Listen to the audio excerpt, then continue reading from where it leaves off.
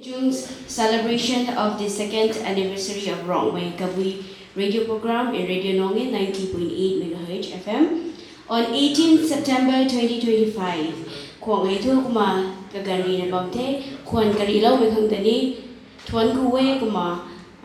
team back thangui dani kuak lau kang zeng hoi bitungai. I would like to welcome all the guests who are here today to celebrate the second anniversary of Rongway Kabui radio program in Radio Nongin 90.8 MHz FM. I also would like to express my gratitude to the team of Radio Nongin for the immense love and support to the Radio Rongway Kabui program. We shall begin with the program. I would like to call the chief guest, president, and guest of honor on the dais. First, I would like to call Sri Yendrembam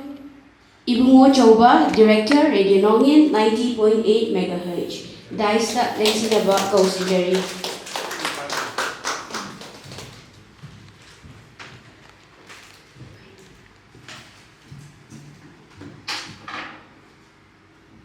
Kanai sumekau President Sri Gadunjung Lamli Kamai, President CHUNG CHUNGS Enterprises. Stage call Wong Lau Kang Zeng Waye.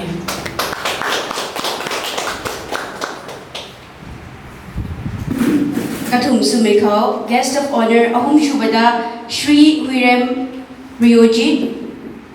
Assistant Manager Radio Nongin. Dais tak lensinaba Koshinjeri.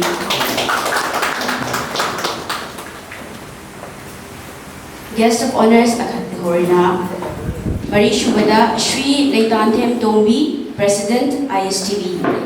Guys, that is in about Kashmir.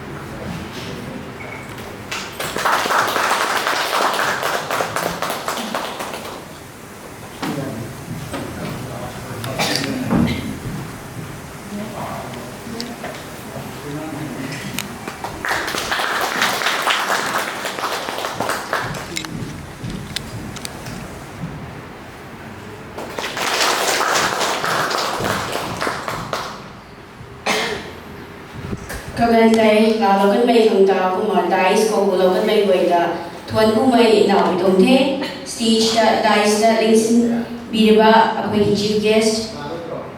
president guest of honors mayam shu thaga cheri akoy program se mathang naina chathana badawshi ani ko program ay kalwan da kay hosiko ataw hetu welcome song na me genja may gon may kamay na ko magagan na luti hay lang ni hay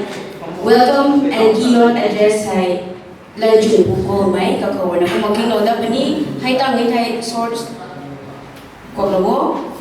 speech from guest of honors katang hai chief guest for the speech panada pani special number silent you ka mai ko na ni wai duka ga mai looking sa da pani katang hai presidential speech manada the kuma loi gai megan ko word of thanks gai thoi lu maria mai ko na king lo na ni wai musical entertainment nabani hai tami thai grand feast kumanai ba mai.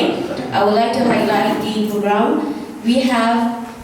now the welcome song from Gaja Mai Gon Mai. After that, we will be having a welcome nod and keynote address from Lanjung Bugol Mai, which will be followed by short speech from guest of honors and speech from chief guest. After that, we will have a special number from Silent Liu Ka Mai, which will be followed by presidential speech. To end the program, we will have a vote of thanks from Gaitholu Mariam Mai with a musical entertainment, which will be followed by a feast. Ataway to Gaichamay Gon Mai kumakagangong lalo nute.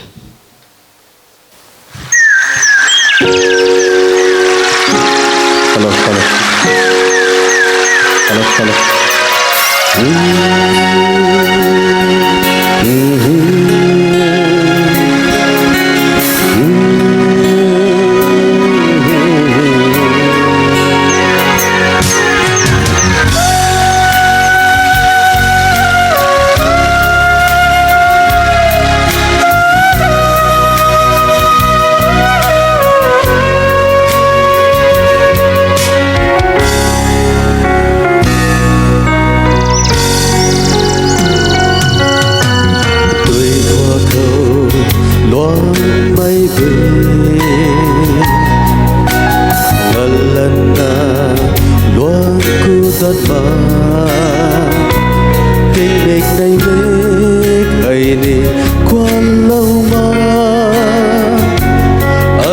tình đi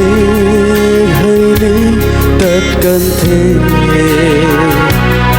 cần cây cần đi thế bằng tì hay cần cây cần đi thế bằng tì kau cần bay bờ đi qua mơ cùng na na chấm gai suna lung bom cần đi thế nâng ta ninh tàu mây đi ở đây bom chấm tư cung bận đi đôi mây ngân na ninh tàu bom đi thế ninh tàu bom đi thế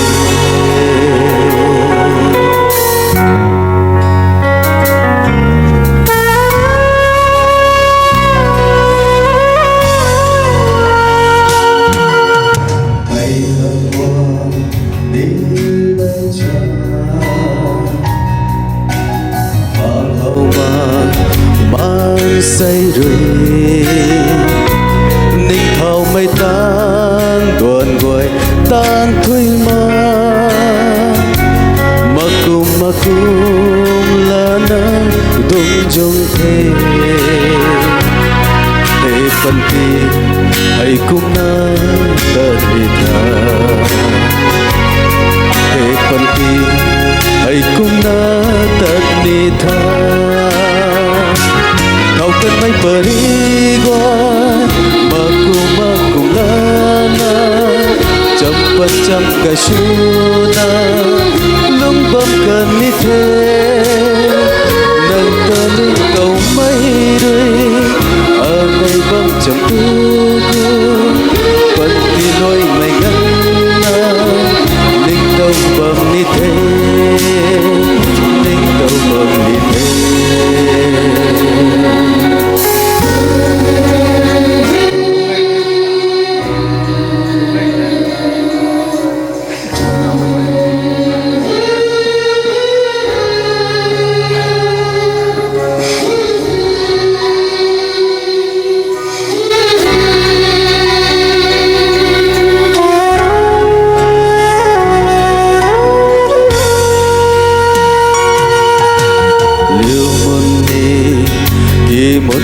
kata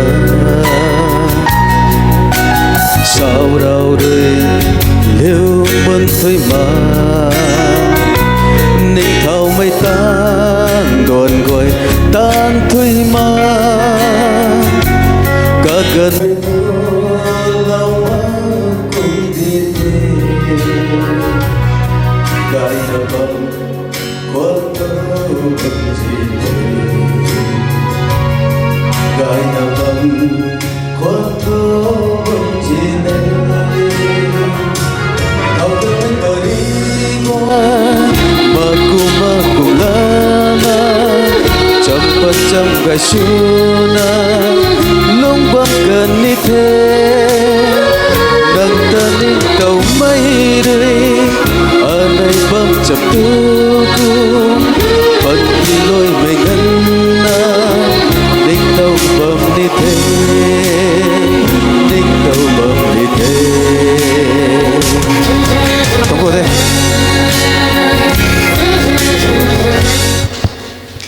Welcome keynote tham binaba khoi gi po lanjung pu go meda stage ta matam lo binaba khangan jari. Hello.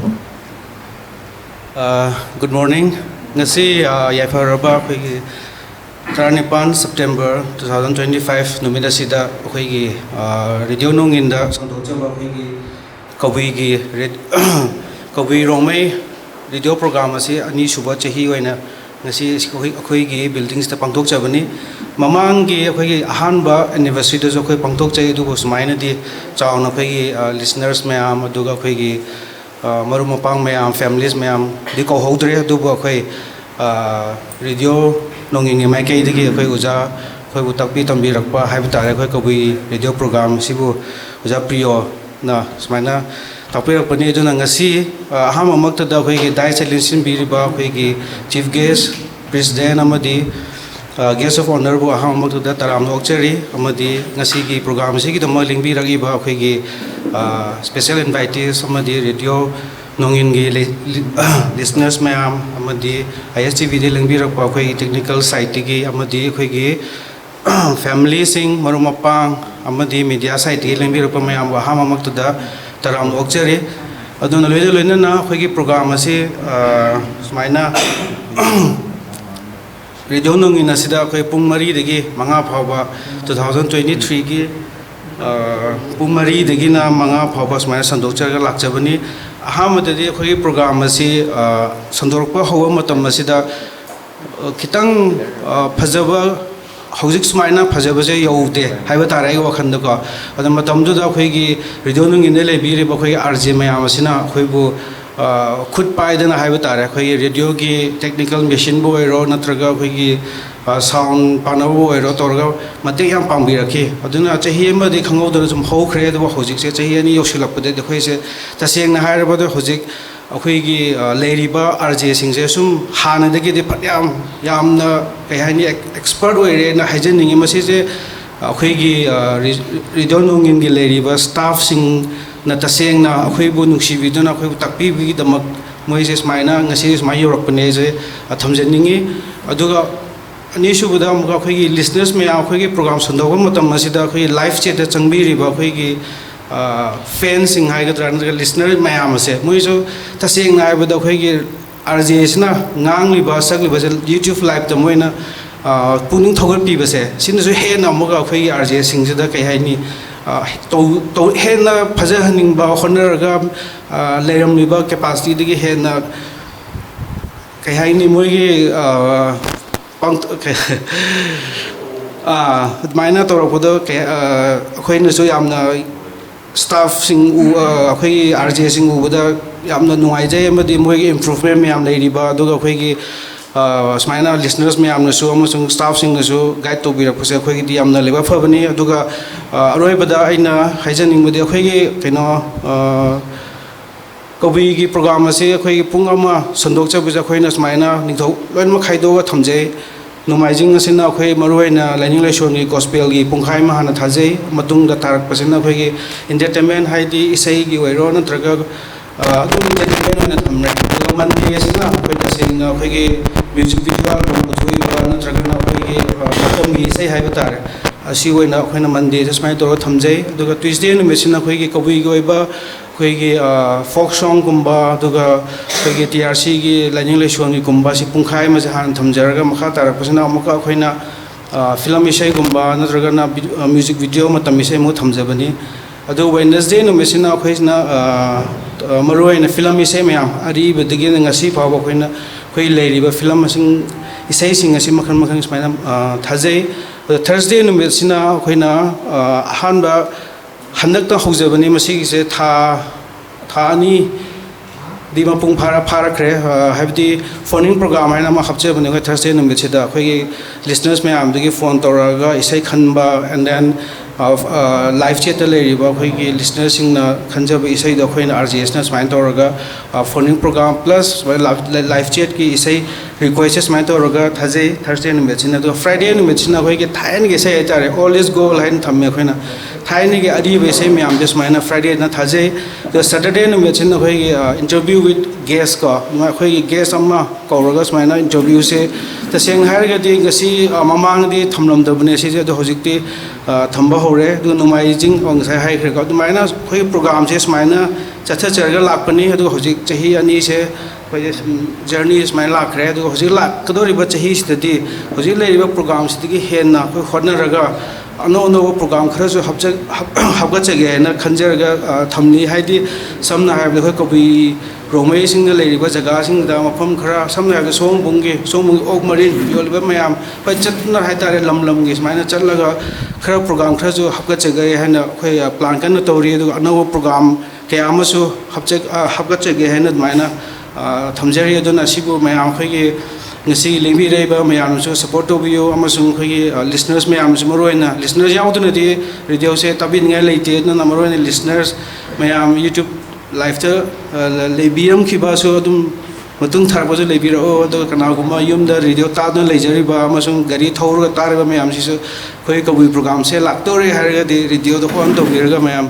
ꯑꯩꯈꯣꯏꯒꯤ ꯄ꯭ꯔꯣꯒ꯭ꯔꯥꯝꯁꯦ ꯍꯦꯟꯅ support ꯇꯧꯕꯤꯌꯨ ꯍꯥꯏꯅ ꯍꯥꯏꯖꯔꯒ ꯊꯝꯖꯔꯒꯦ thank you Welcome address Fazana pibibagidamakta Paul Lanchungpu ko may buthagachaba fongdokchari Mathang asidi khoi ngashigi guest of honors Shri Huirem Priyojit Station Manager bu matam lobinaba khanghanjari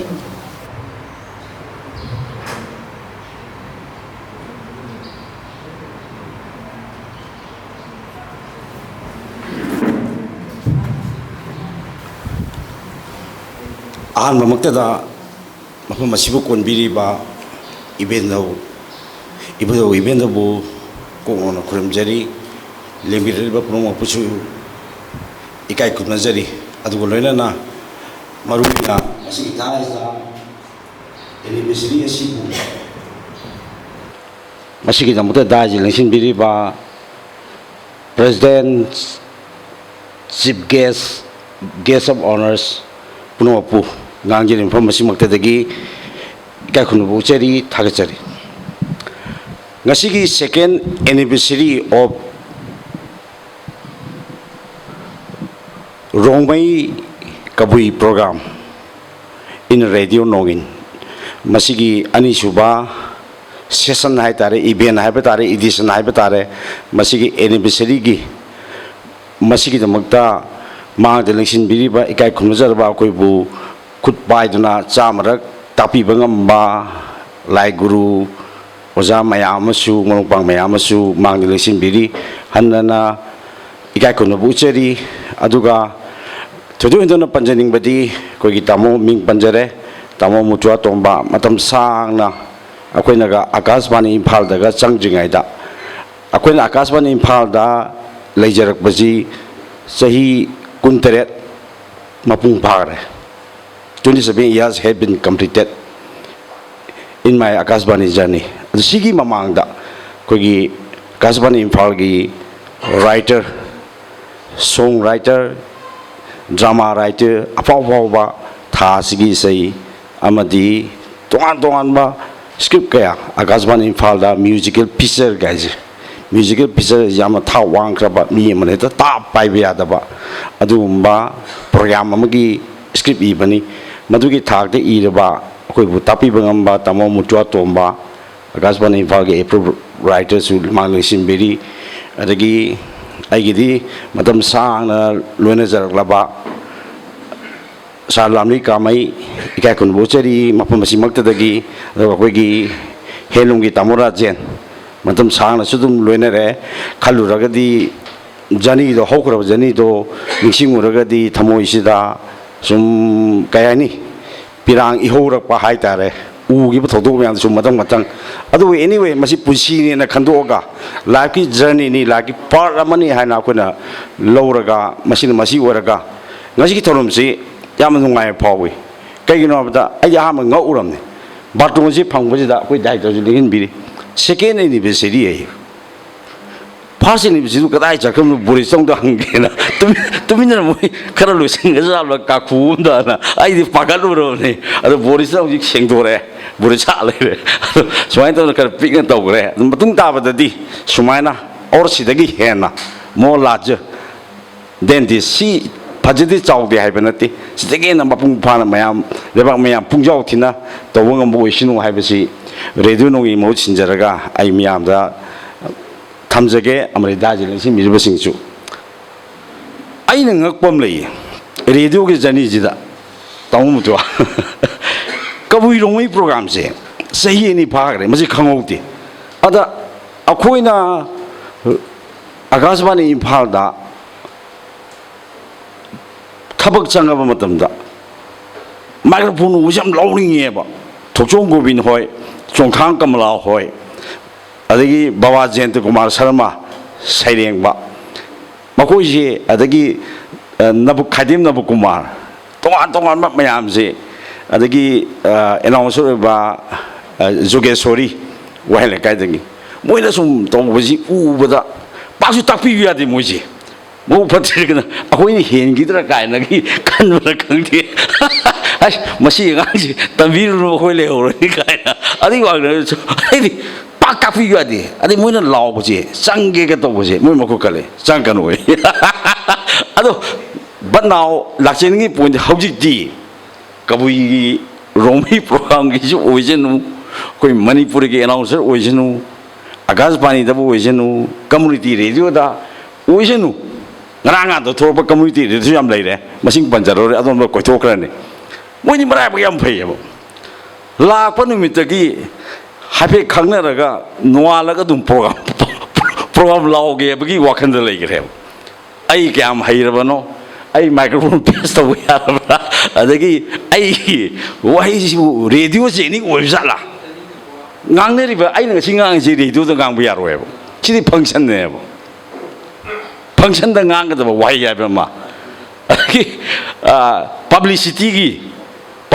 da mai ko mere ra ki law ri da dengi hida ka pa lak je ri thopi ro gai do hayeng che ni ni gai do adu ma law kam adu na adu ki sa de radio da so ri da mu sho ri ba kena ba si am lai re ba ai ni am khang hai re hai ba na ti sum ta bi publicity ki model ma adagi kongwan sing ji hai ba ki sa ga wi hai ba ki ma na tra adagi radio je ni radio da ngang da wa ngang ne ba khu de radio da ngang ba ya ti ba koi ai ki tamu ai ta re tamu to mi je hen kham bi no ISTV da paw ba ma tam da karam bi sal we ni interview na karam ba ayu ki khabar ne na kamai ne ni kamai ngang ni si toan ba masat ngak de ne ba am da mana ya ti ba ISTV paw ba re karam bi tam da karam format ta pa ni karam wai sin ni ayu ki new generation sai re ai ga BB oi lak na ko don to ri experiment adu ki mo na masat na ma ni adu ki sum na ki koiruraga thoraga hona zamangi type da khamina sigi type da madugi format na ma to an ba format ne bere jogi masat media masat se adubu hojikan sidi koi gi polok pada du sosi solo tholok padu announcer singje ngasi po ari sosi solo tholai ni agoi shora ka loije re abi ta adu mana torga mudi marai pare yam thuna haire yam thuna eram to buju hele hojiki mirul singje akoi di hai sini chongsa kamla na to jonggo bin na mani mala to budo sangge je kut ka tan thore chato ona noi sangal lak di ba kwadang ni sangal je chai tarai ma tung da ado koi di na se ji hoi di am bi there very lucky hai tare ado ka ba jam thui ba lo khang di tarak padi khang di ko ka ba di yare ka ba di yam ba ja na masana self promote ka jare tarak pai wa di khang re mai to na tawi adu ga yam nungai ngasigi second anniversary koi chung chung enterprises dimdalung chekona magi banner makha dale ba koi kawi radio program gi radio Nongin program 1 hour ge evening hour da yam prime time matam ne je office gi halam dai adagi office halap kada gari thong ta ba ya ba adu gumba sang ni kawi program na rongmei program phangi se 4 to 5 pm 1 hour ni adi sida mo bus tong ning bam na prime time gi wang na ta ba ngasagi kawi program na akoi radio no ne chok chok na te ko akoi gi makha ta ba di akoi dai ta na ngang bi ra kani radio gi matang de di community radio matang de 1 hour je is very useful sang ne yam marui ba sang ne ba masi manganing de ngasagi boris na hairam ba akoi gi kano da welcome it haram ba to radio ji da di second minute khudimak loi maru we 1 hour ne phange na akoi na bla bla bla bla bla da sum to di yar ro program dugi masat program dugi beautification amata yauro aduna every second every minute every hour je yam cook na sina ga da program holdok ba closing adagi marak sida kamai to ba adi magi parameter ma yam le re madu khai do yam ngai re adubu hena phajana ba ai lauri akoi rongi program sandu i haibu na ta hena phajana ba yam hanganingi yama thijil haningi haitare akoi ngasi ai ne do in the lady is say teret kumba hare na tra adubu kuntarung makhai ma tare ngut jalo anga ampu di anga ama pu podo masu go phangbo yara matam ni ko sum na ha sa ba wani almai to na ꯌꯥꯝꯅ ꯇꯝꯕ ꯍꯩꯕ ꯑꯃ ꯆꯪꯉꯤ ꯑꯗꯨꯒ media ꯍꯥꯎꯁꯇ ꯌꯥꯎꯕꯁꯦ ꯊꯤꯖꯤꯟꯕ ꯑꯃ ꯆꯪꯉꯤ ꯍꯪꯕ ꯑꯃ ꯆꯪꯉꯤ ꯍꯥꯏꯁꯦ ꯃꯦꯗꯤꯌꯥ ꯍꯥꯎꯁꯇ ꯌꯥꯎꯔꯦꯅ ꯑꯩ ꯖꯦꯀꯦꯠ ꯑꯃ ꯐꯪꯉ ꯂꯣꯏꯔꯦ ꯑꯩ ꯑꯥꯏ ꯀꯥꯔꯗ ꯑꯃ ꯐꯪꯉ ꯂꯣꯏꯔꯦ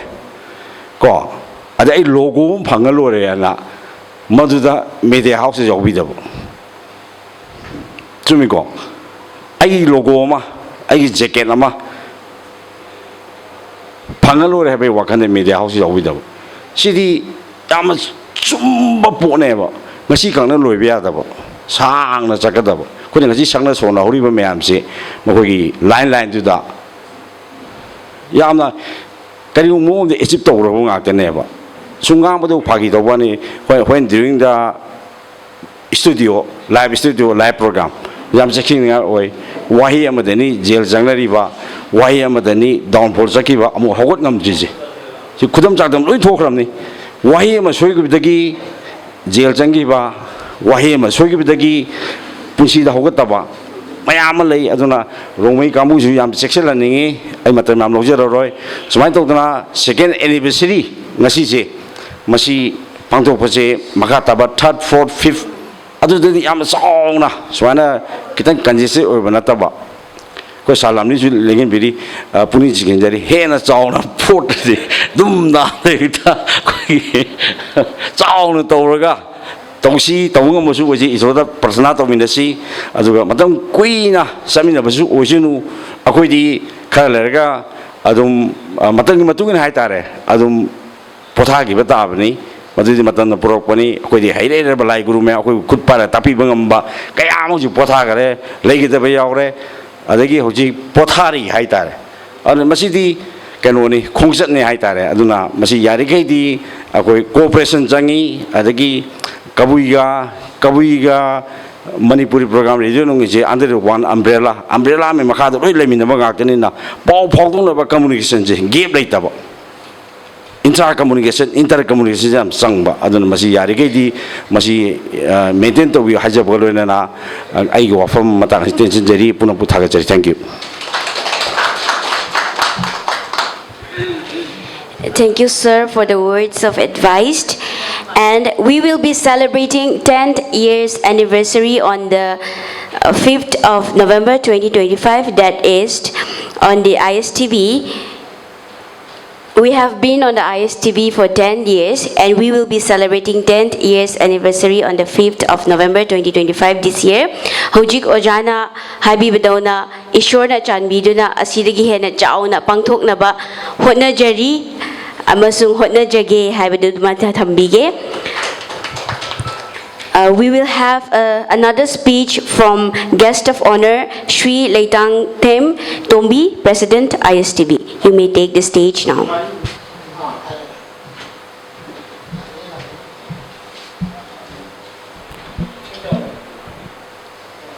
Punopo Kuramjari Chung Chung TV and the Radio Nongin.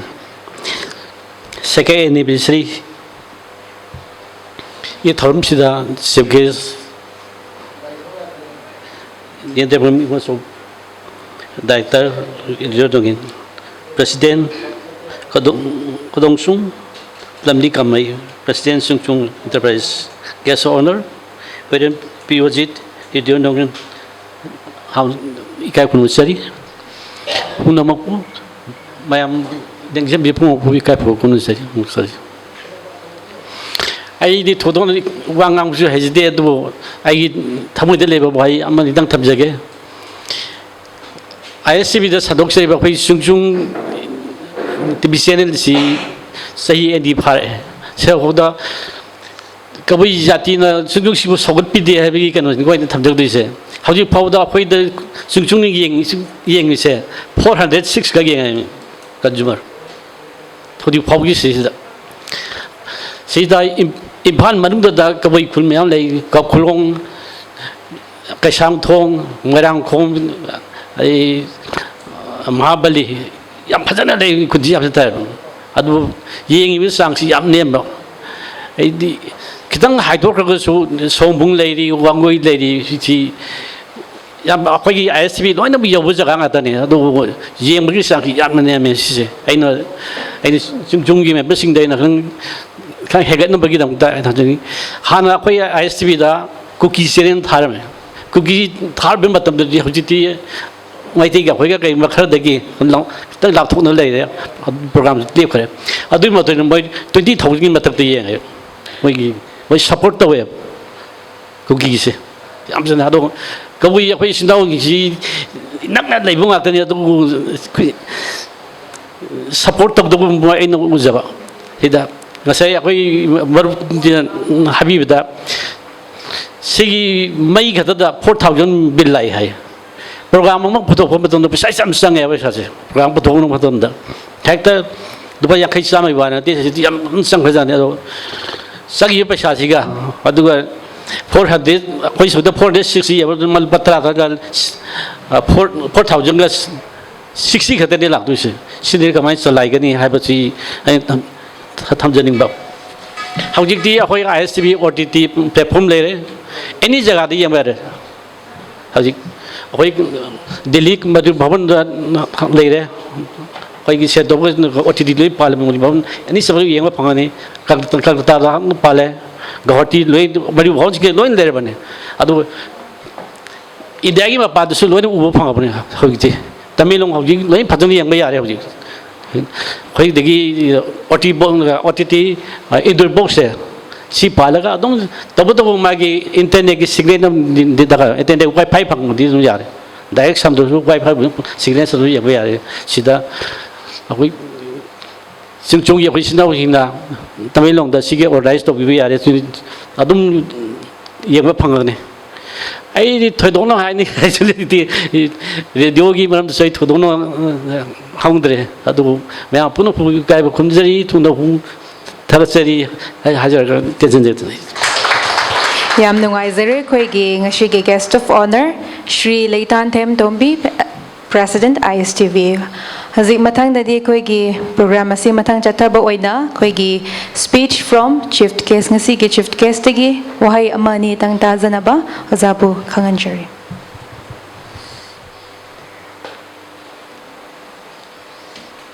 ngasi September ki date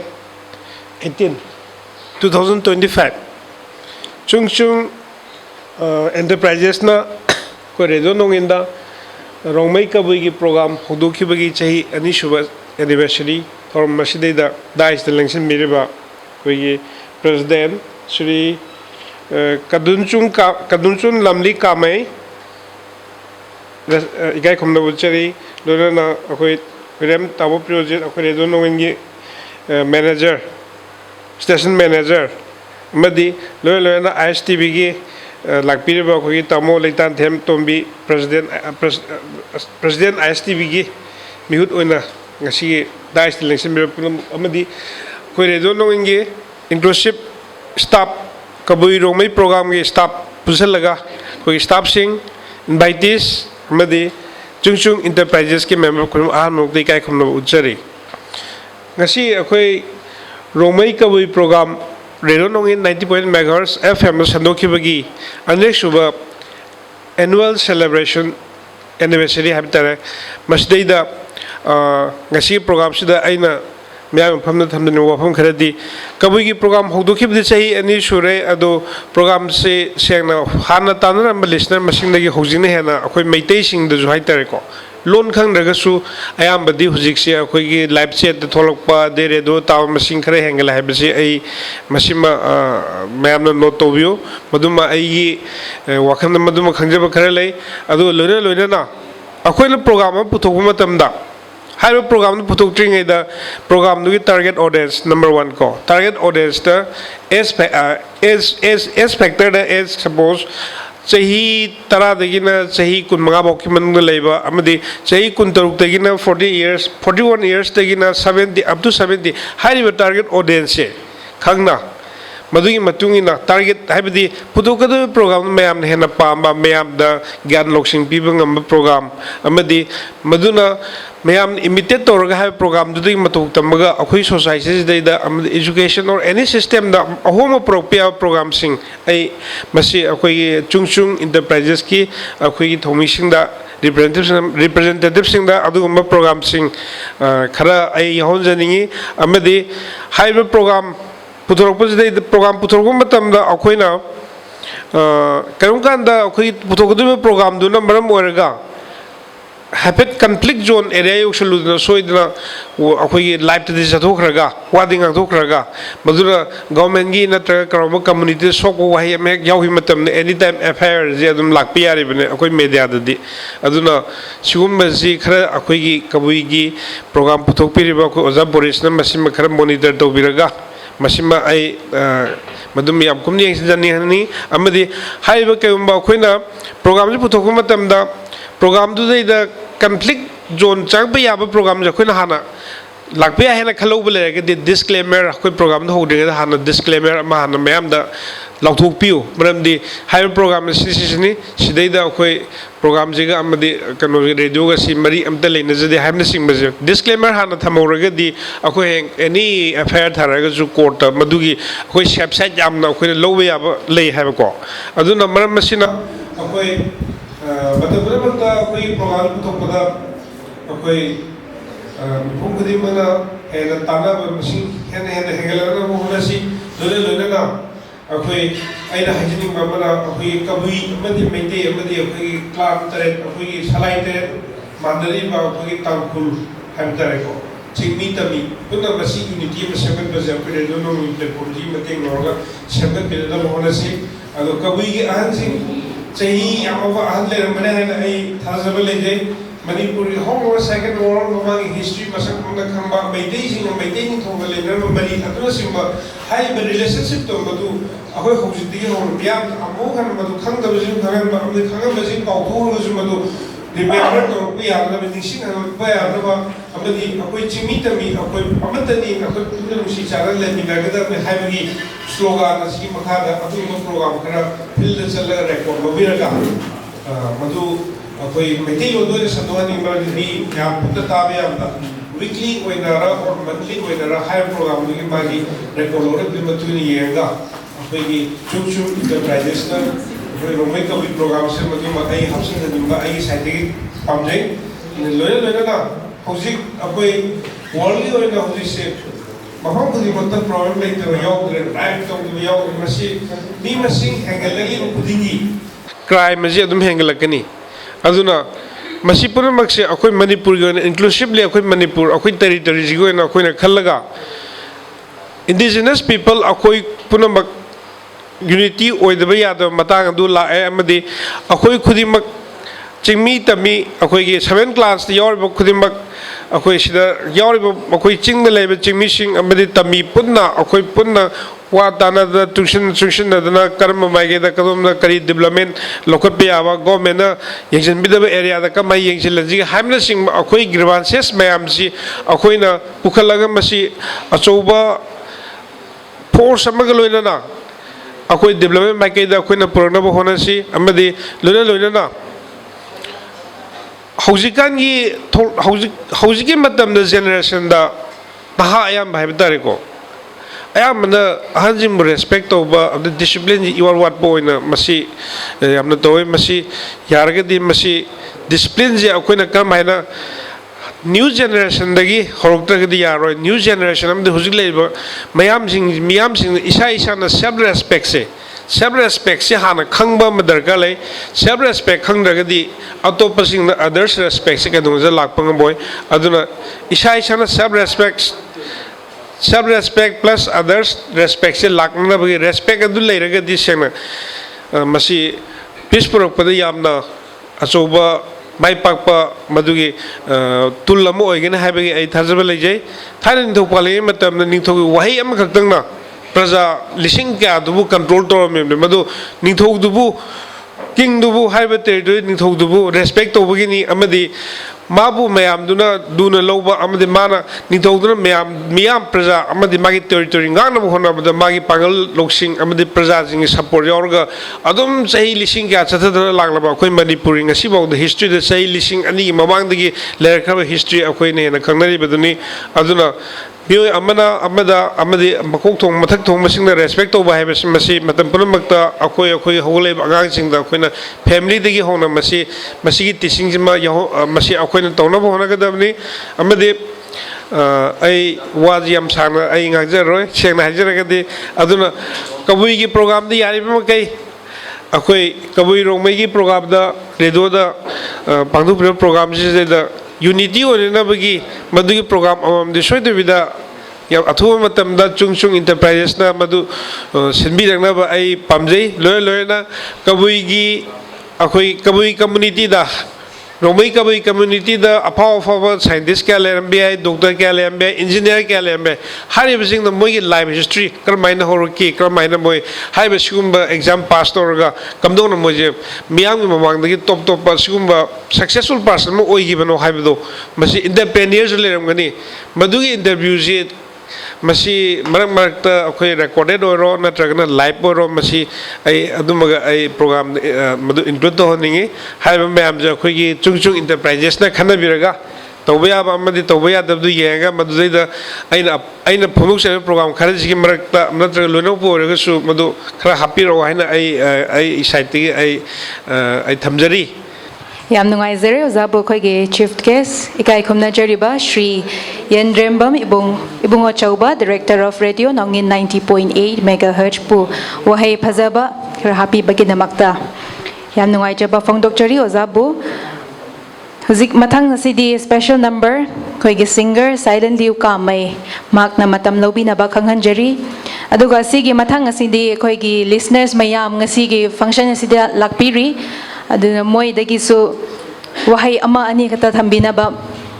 thaurang tawbiu haibase khoi sai dagi na khangan jaba phongdok jabani hajikti khoi gi special number Miss Silent Liu Kamai bu matam lobi na ba khanghan jari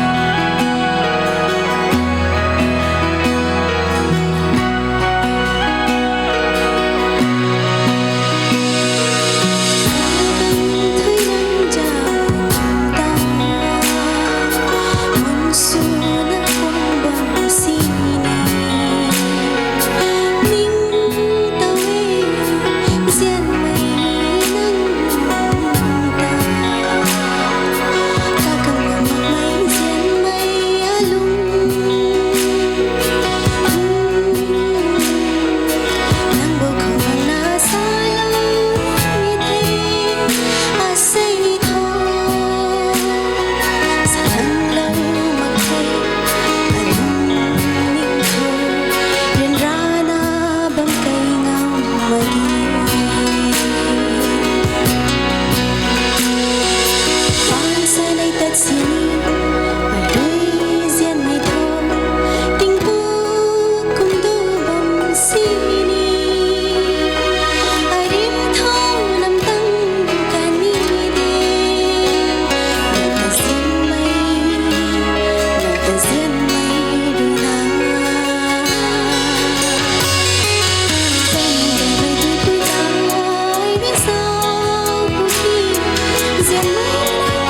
bỏ lỡ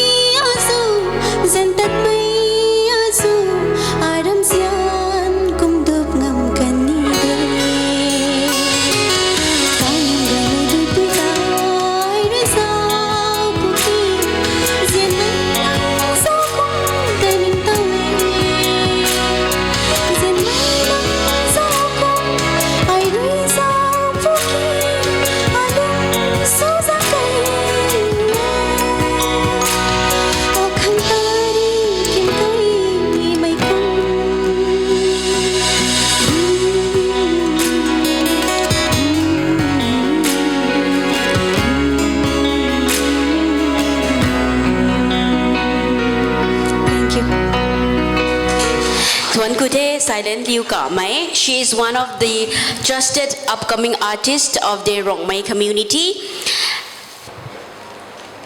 Up next, we have a short speech from Mutua Tomba. He will be talking about some related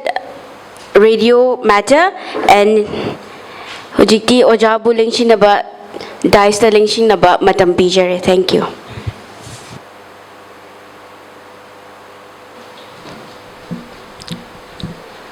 Merci. Kogi Rongmei Kabui Lamdam Masigi Furup Asina Radio Nonginda Saruk Yarapagi Sahiani Kangodan Mapung Parapagi Pangto Ibatoram Masida. That is the Linkshin Biriba Mingoin Panja Dargasu Ikai Kumnabayaraba Mariboya Hanba Muktala Ikong Nunjari Aduga Mang the Linkshin Biriba invitees Samadi Kogi Romegi staff Amadi Atopasing Punamapoina Loina Maksak Taxa Dargasu Loina Ikai Kumnabayabani Kanjarga Ikong Nunjari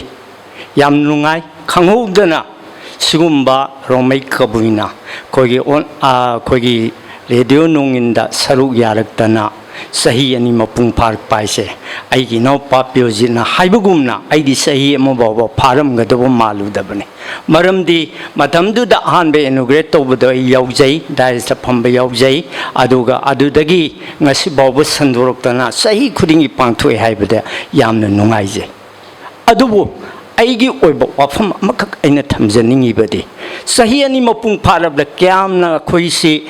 Haribo program say success oidana mang the sangshilla bagi haibase study to wamsangi maram di radio haibase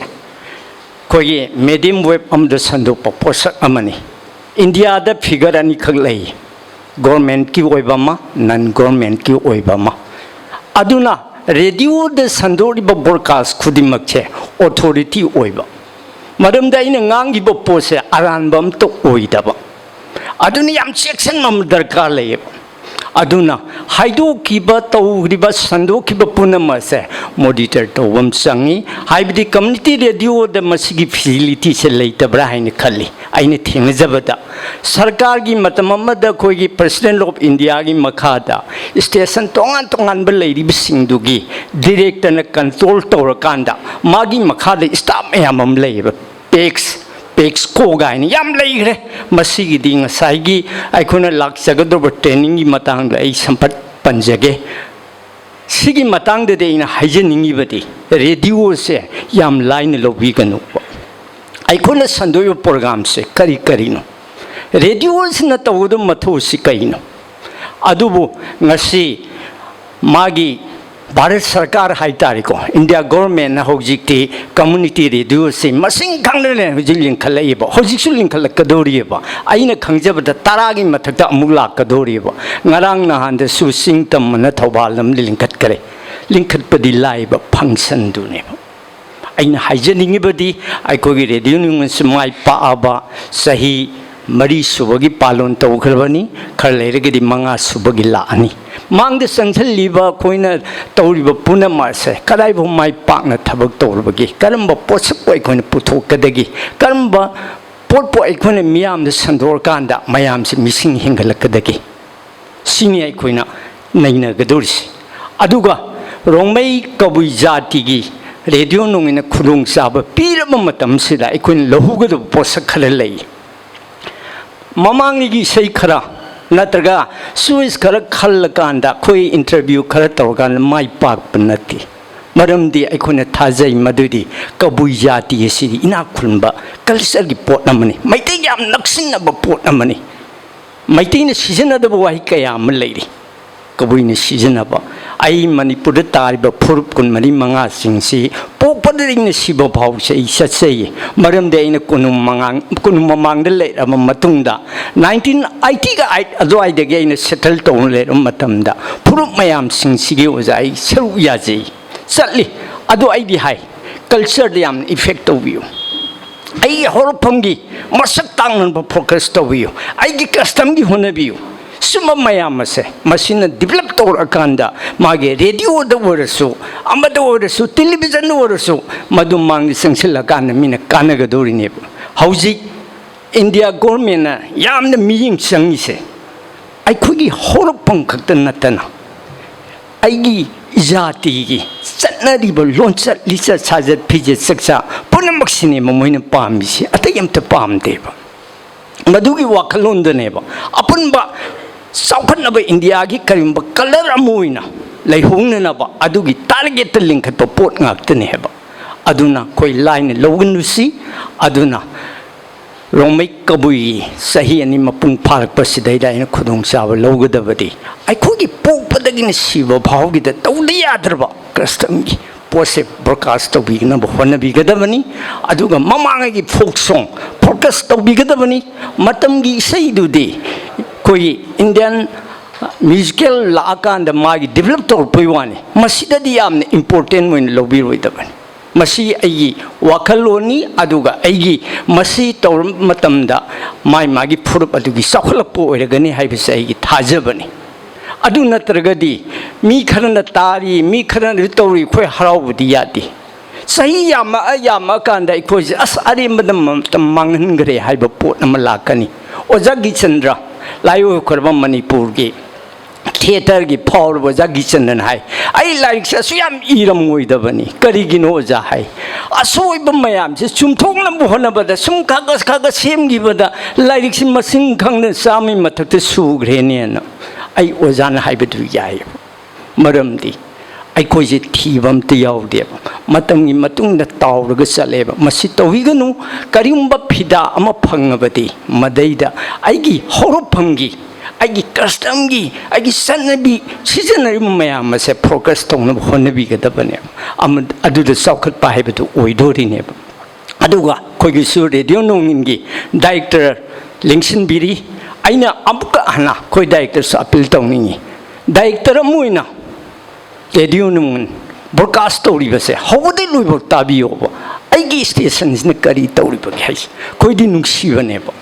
koi di tabanate koi di remunung sibani kaning bani mang sakhaning bani radio namthana hona banati aino all the radio da samnare se 1980 ga 9 adwai de gini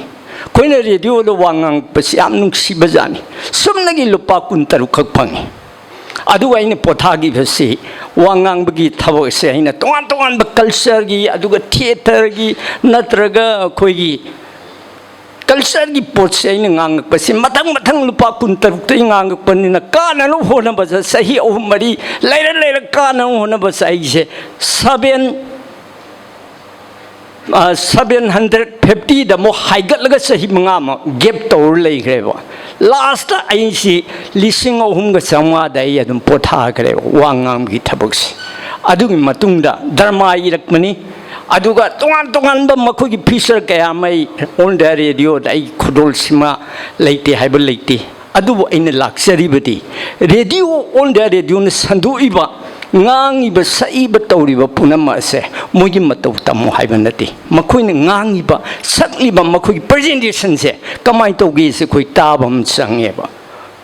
radio da haiba ya ba wale ya double lei natraga ai khoi na pusan ba ya roi da wafam mayam am leye ba adu ngasi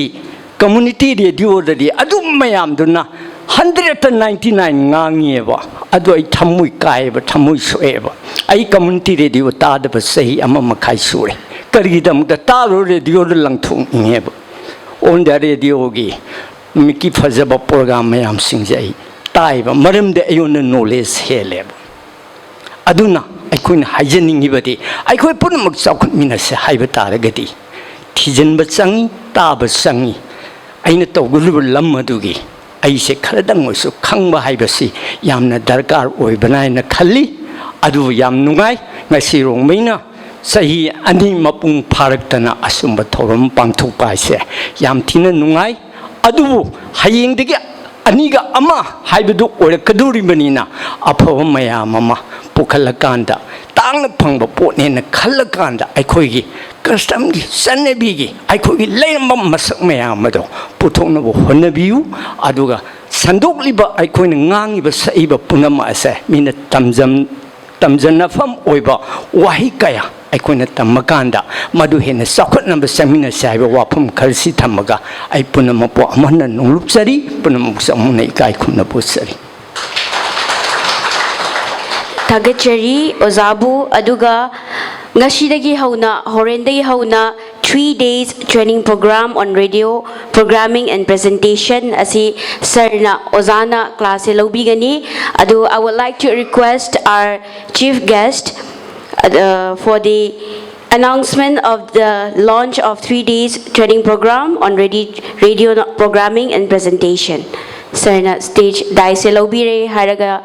announcement do adumaina tobiro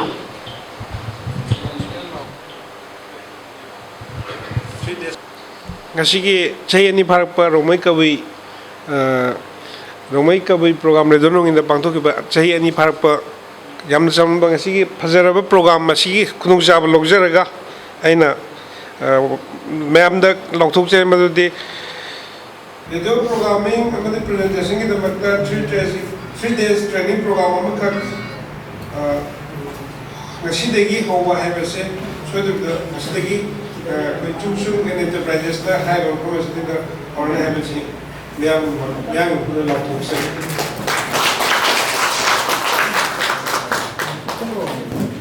thagachari ojabu kuma sabam by training program hai asai Kaurina kahona mitong CHUNG CHUNGS enterprises building in Dailoko matakai bani zai katum hai matakai na bani kazaloni mai goi anyway kaina jaibi kuma jaibu sumai goi kazaloni mai goi dani kuma sadalonu e doi dai CHUNG CHUNGS biak thangona kuma sabe dongthei next we have a small gift presentation for best live chat supporter aduga ashigi khudol che tambilaba anyway do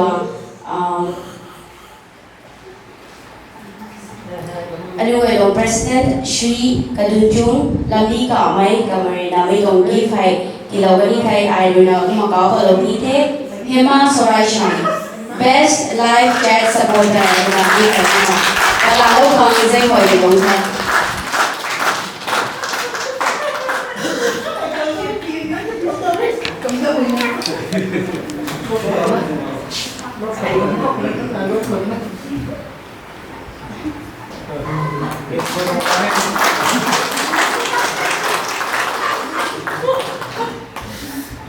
Tuan kuhe ma katang tagai mai sriko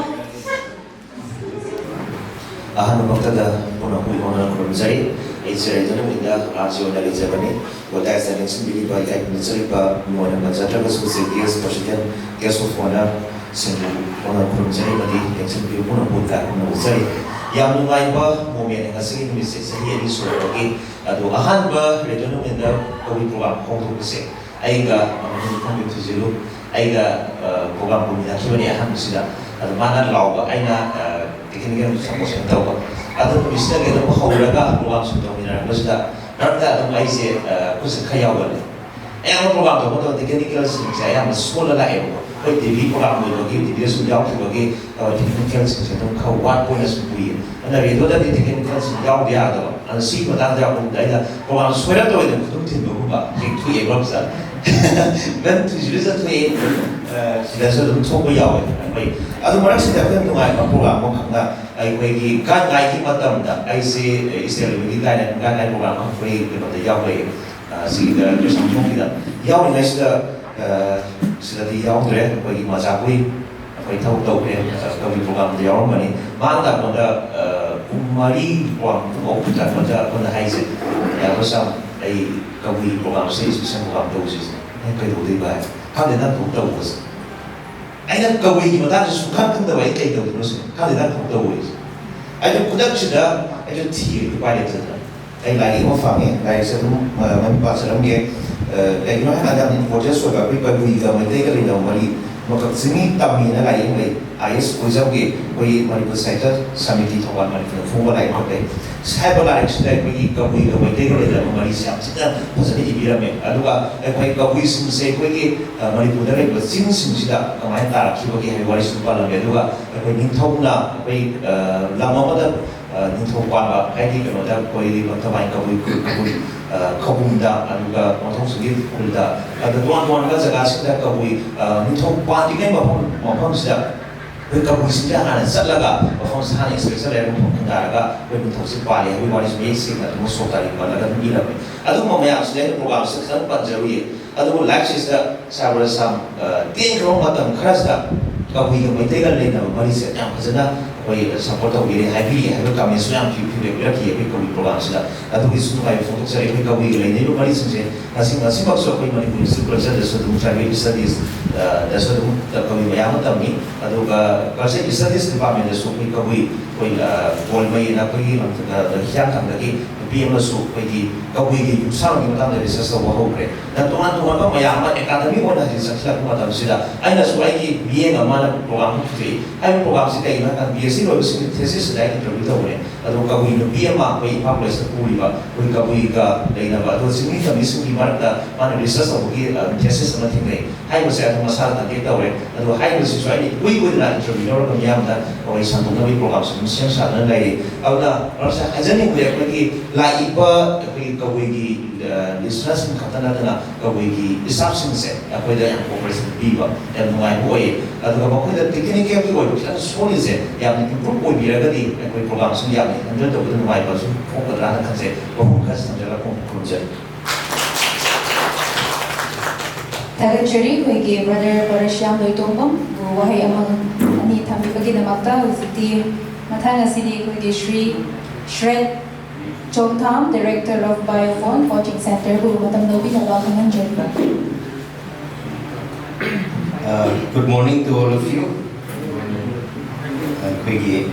namdam asibu laikai asibu kamnatana. Malim sibu konbiri ba tingwang tingkaurangwang loinana khulsigi amadi laikai sigi halaman sing asigi thorom sigi chief guest president guest of honor sing loinana asigi tinbiri ba pumna makpu aina ikokno na khurumjari aisu radio nongin si yam toina dum taba phangjadraga so dum taba phangba mikuk khaide dum tai aduni nungdang gumba ina thabak kana suring aisida taba se dum akoigi online da youtube ta phangiba radio nongin se dum tai aduga evening gi 4 to 5 ki kabui program se madi dum 4 se ma soi de dum tare angarang nan soi badu ta hawi nahan male 2 days back technical ita bar sham na palli ga ida pungmari da honi har ga minute ahum mu chon thagi bam yaw bani aroi da kok ngau den advertisement thajal pam yaw ki bani 2 days back I think nami nini mamang da male ado aina sum khalame bar sham da wa hugdoe adagi koi director su yauri adagi kabui gi silnau sing program gi silnau sing su yauri kabui gi program ama rongmai jati gi program ama koi gi pung amakhak sandok pasida tari ba mayam se even ai yauna koi to jati sing ai si paite yogera pangno gera manipuri khamba sing si muthat kale si muthali si kari ginu ai koi program senabiri ba singna program gi producer singna matik chana khangbi ga dawni aina muthat kai maram si ayam mana muthat kai maram si marul khangdi habagi oi ado itaragadi sigi thong si bridge amaka koi gi sigi community radio sina semba yabra na khale all india radio da sumama ngai na suggest to ki bani tabi gidre adu sidadi tabi gani khale at least 60 minutes sida pung ama sida sang jani ko pung ama se marom de dia nungti ma ki oidraga su at least 2 days or 3 days in a week 10 minutes kumbagi koi dialogue program hai gadra bilingual program ama santuk pi da yamna kai dragadi even trilingual or apu yai kabui language ne manipuri meitei lon ne english ne hoigera natragana kabui language ka koi meitei lon ko hoigera bilingual da loan tambaki type ta wari sana bu hoiraga su basic ta ki hoba te samna da what is your name basi kabui marwal da kari hai hai bana singba hi hoita ga di thani am di koi bridging to ngam gadra ne kadi khalle at least mayam loi ta dra khang dra su radio ta ri ba mayam gi marak ta di si madi am chauna kana gari na khalle example Abu ꯑꯩꯈꯣꯏ ꯄꯤꯕ ꯑꯉꯥꯡꯁꯤꯡꯗ ꯍꯧꯖꯤꯛ ꯃꯈꯣꯏꯅ ꯌꯦꯡꯉꯤꯕ ꯀꯥꯔꯇꯨꯟꯗꯨꯒꯤ ꯃꯇꯨꯡ ꯏꯟꯅ Meiteilon ꯊꯣꯛꯇ꯭ꯔꯒ English ꯊꯣꯔꯛꯏꯕꯅꯤ ꯑꯗꯩ ꯍꯤꯟꯗꯤ ꯊꯣꯔꯛꯏꯕꯅꯤ ꯑꯗꯨꯅ ꯁꯤꯒꯤ ꯃꯦꯗꯤꯌꯥꯒꯤ ꯑꯩꯈꯣꯏ ꯄ꯭ꯂꯦꯠꯐꯣꯝꯁꯤ ꯁꯤꯖꯤꯟꯅꯔꯒ ꯑꯩꯈꯣꯏꯁꯨ ꯑꯅꯧꯕ ꯂꯣꯟ ꯑꯃ ꯇꯝꯕꯒꯤ ꯑꯣꯄꯣꯔꯆꯨꯅꯤꯇꯤ ꯑꯃ ꯄꯤꯕꯤꯌꯨ ꯍꯥꯏꯗꯅ ꯑꯩꯈꯣꯏꯒꯤ ꯄ꯭ꯔꯣꯒ꯭ꯔꯥꯝ ꯀꯕꯨꯏ ꯄ꯭ꯔꯣꯒ꯭ꯔꯥꯝꯁꯤꯒꯤ ꯊꯧꯔꯝ ꯄꯥꯏꯕꯤꯔꯤꯕꯁꯤꯡꯗ ꯑꯩꯅ ꯔꯤꯀ꯭ꯋꯦꯁ ꯑꯃ ꯇꯧꯖꯔꯤ at least 2 days or 3 days week amada nuntigima ngamdragasu 10 minutes ti either trilingual natragana bilingual da wari sanabani khangde natragana wahi gi meanings aduni haiba sigi program am hapsin biu da kai tragadi adu matang suggest tawjaramge ani suba suggestion am tanga tawjaramge koigi marui naina ta matamda interview khara tai aduga isai nomai khara tai asai gi sir hoina su mamang da ngang gi ba singna su ai bi ramle koigi culture gi matang sida aina marul khangdabi oiramgadabadi mande tadriba male su kaina sandopo yaudri na khalle oi entertainment mi budi khomjale chummi but entertainment se every time phangimo matamda hojiti phangam mamdina youtube leiramdina ko aduna knowledge ko eba pot se singjo ko ne sidagi yari ma kai khangau ba yamna kana gani khalle moitu suggestion to wikiba koigi kabui jati gi ahal sing marui na thibiu 100 plus soiduna leiramgani sahi sama suraba or suraba mi amana wanga ba ise sahi kun kutra suriba mayam or mai makhada leirim mayam gidi motivation ni ai juma duna sahi sama punsina ba ai kari kari dawsiki haise horakadoi adu yari makai makoi gi knowledge lo khang kwana da ai man hairam mi du chumgani langani adu kiwana da akoi gi purup ki su sigumba mi si asi masing asu gamna leiri akoi ju punsi gan ba mi ni akoi su sumaina saba thakpa tawtara gadi tumba saba ni thina tawtara di akoi ju sumaina punsi be yai ko haibadu pulak khanghan bibam changi aduna sahi yamaba hal sing loina mak una thokpiu kai ginwaraga kuira roi haitar unaudra gadi mo jumu lai gi roi doini adu kanda di akoi hojik mani india gi life expectancy is only 67 la 72 ro oi bani adu ita di 67 years da loire ni akoi mayam di adu 80 hindi ba mayam di una hutara gadi akoi wakal da 80 yen ba lairi bo moi 67 do to pa goira mani akoi ju 80 oisina haibagi wave am kang mayam pulak ki oina la kadoi ni na ahal sing unabi ho aduga makoi da hangba ya ba wang sing yamna mai loiba heart question di ka na bida ahal dina matung mano atopo una ba sangba da muk tal le pa su yai aduma laire aduga academician ai tuition to jabani na ngang sing sumura bani na kabui angang ga yaw bada dum hange ibungo manipur da kabui se manipur da ko haite prithvi da kabui romoi pula punsal lo jalang rom pula punsal lagai ibungo mi se lak tara muk surungi dra hai kai dei no sa suroi hai lak manga bu subugi chance ni mi ko samna ha bada koi se aso maitei ju dum hai jarage sanga go rom tara gadi koi gi world gi na ayu se na red list ka na pong edu da koi endangered species ka kai duni ko sangai ga koi ge amha ni hai tare sanga gi na pi da mi gi na pi da bagi wari adi romai group koi jalang group romai koi gi kabui group se ju almost endangered species ni hai be ai world gi ni yem tara ga waru bi ya de ko sima subject to correction da dum hai jage aduga language da muena endangered oi rei ni hojik ti foreign language mayam ji impact sina jalang rong gi hana da remba language pura modify toroga hojik ti gani ari balon phania phangam maru yengi maitai lon da ari balon phang da mayam yawra sisu radio gi pung amagi program sida karam haina yokat hobi yai kal hobi yai habadu matang su ko gi brainstorm to bi basangi program conduct to bi ba madi program gi simbi lamgi ri basingna kai gi dora som initiative lo dra gadi kanana lo bi runi university wajana initiative lo ro yar wei sima kai gi dora ga toro phanga ga lai gra thabang ni duisan gre hai tare audagi henba leitreba ona hogol lai basing jidi toro phangdri basing hai ga tabani hogol lai basing sidi sium basida hena emphasis pibam thoi aduna yari bage program conduct to matamda abi bo wahai sing jen bi howa ama ni dang or nu magi ngang ho wahai tare so the listener na akoi lon ge sium wahai ama leiri ni he sigi meaning de aduni hai ba du khangan biram bam kaksangi even si akoi gi maidai lo gi program sing de so dum to bi yai ana suggestion to jage so mai to dana aina an bai ja khiba amtanga remind to jarake koi gi fare remind to ge thiengani aduga program amatanga suggest to jaram ge director yawring aida koi gi tampak ta tariba ꯇꯝꯄꯥꯛ ꯍꯥꯏꯖꯔꯒꯦ valid ꯇꯥꯔꯤꯕꯁꯤꯡꯁꯤꯗ ꯀꯕꯨꯏꯒ ꯍꯥꯏꯐꯦꯠ ꯃꯥꯟꯅꯅ ꯂꯩꯕ ꯐꯨꯔꯨꯞ ꯍꯥꯏꯇꯥꯔꯒꯗꯤ ꯃꯔꯤꯡꯁꯨ ꯑꯣꯏ ꯑꯗꯨꯅ ꯌꯥꯔꯒꯗꯤ ꯄ꯭ꯔꯣꯒ꯭ꯔꯥꯝꯒꯤ ꯃꯔꯛꯁꯤꯗ ꯄꯨꯡ ꯑꯃꯇꯪꯒ ꯃꯔꯤꯡꯒꯤ ꯄ꯭ꯔꯣꯒ꯭ꯔꯥꯝ ꯑꯃꯇꯪ ꯍꯥꯞꯆꯤꯟꯕꯤꯔꯒꯗꯤ ꯃꯔꯤꯡ ꯏꯆꯤꯜ ꯏꯅꯥꯎꯒꯤꯁꯨ ꯈꯛ ꯅꯠꯇꯅ ꯑꯩꯈꯣꯏ ꯈꯨꯟꯗꯥꯃꯤꯟꯅꯔꯤꯕ ꯑꯩꯈꯣꯏ ꯃꯌꯥꯝꯒꯤꯁꯨ ꯃꯔꯤꯡ ꯃꯔꯣꯟ ꯈꯪꯉꯗꯤ ꯑꯩꯈꯣꯏꯁꯨ ꯀꯌꯥꯝ ꯅꯨꯡꯉꯥꯏꯅꯤ ꯌꯦꯡꯕꯤꯌꯨ ꯀꯕꯨꯏ ꯃꯔꯣꯟ ꯈꯔ ꯈꯔꯗꯪ ꯈꯪꯕꯗ ꯅꯨꯡꯉꯥꯏꯔꯤꯅꯤ ꯑꯩꯈꯣꯏꯅ ꯑꯍꯥꯟꯕ ꯀꯕꯨꯏ ꯃꯔꯣꯟ ꯈꯪꯕ ꯍꯧꯔꯛꯏꯁꯤ ꯑꯩꯈꯣই ꯒꯥꯟꯉꯥꯏꯒꯤ ꯏꯁꯩ ꯐꯤल्मꯗ ꯌꯥꯎꯔꯛꯄꯗꯒꯤ ꯍꯧꯔꯛꯏꯅꯤ ꯐꯤल्मꯗ ꯄꯨꯊꯣꯔꯛꯄꯗꯒꯤ ꯑꯣ ꯁꯤꯒꯨꯝꯕ ꯃꯔꯣꯟꯁꯤ ꯇꯝꯕ ꯌꯥꯏꯅ ꯈꯪꯕ ꯍꯧꯔꯛꯏꯅꯤ ꯍꯥꯏꯇꯥꯔꯦ ꯑꯗꯨ ꯔꯦꯗꯤꯑꯣꯗ ꯅꯨꯡꯇꯤꯒꯤ ꯁꯨꯝ ꯇꯥꯔꯛꯑꯕꯅꯤꯅ ꯑꯗꯨꯗꯒꯤꯁꯨ ꯍꯧꯔꯦ ꯍꯦꯜꯂꯦ ꯀꯃꯥꯏꯅ ꯇꯧꯗꯅ ꯃꯔꯤꯡꯒꯤ ꯄ꯭ꯔꯣꯒ꯭ꯔꯥꯝ ꯑꯃꯇꯁꯨ ꯌꯧꯍꯟꯕꯤꯌꯨ ꯀꯥꯏꯗ꯭ꯔꯒꯗꯤ ꯍꯥꯏꯗꯅ ꯄ꯭ꯔꯣꯒ꯭ꯔꯥꯝꯁꯤꯒꯤ ꯈꯨꯠꯊꯥꯡꯗ ꯍꯥꯏꯖꯍꯧꯒꯦ ꯑꯗꯨꯒ ꯉꯁꯤ ꯁꯤꯒꯤ ꯑꯣꯄꯣꯔꯆꯨꯅꯤꯇꯤꯁꯤ ꯄꯤꯕꯤꯕꯒꯤ ꯊꯦꯡꯛ ꯌꯨ ꯚꯦꯔꯤ ꯃꯆ ꯑꯗꯨꯒ ꯑꯥꯏ ꯋꯤsh chung and chungs to continue with this program and wish you all the best and our support is always there with you sigi program si makha tana sahi 3rd 4th 5th kana tabida akoi radio nongin na leiri makai chung chungs ki sigi kabui program su leimina ba dum oirsanu haidna in wish pijari thank you very much Oza Church Program Muthaga Chaba Phongdokchari Bauhei Hazaba Haibibagi Namakta ꯑꯩ ꯊꯣꯏꯗꯣꯛꯅ ꯋꯥꯡꯕꯗ ꯌꯥꯝ ꯅꯨꯡꯉꯥꯏꯖꯕꯗꯤ ꯅꯠꯇꯦ ꯑꯩꯈꯣꯏꯒꯤ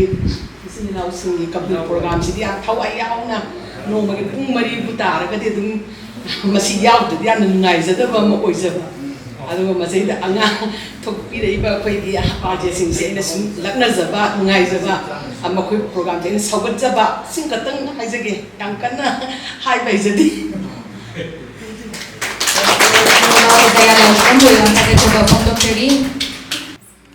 Thakasari, masi dai tension biriba respected me amu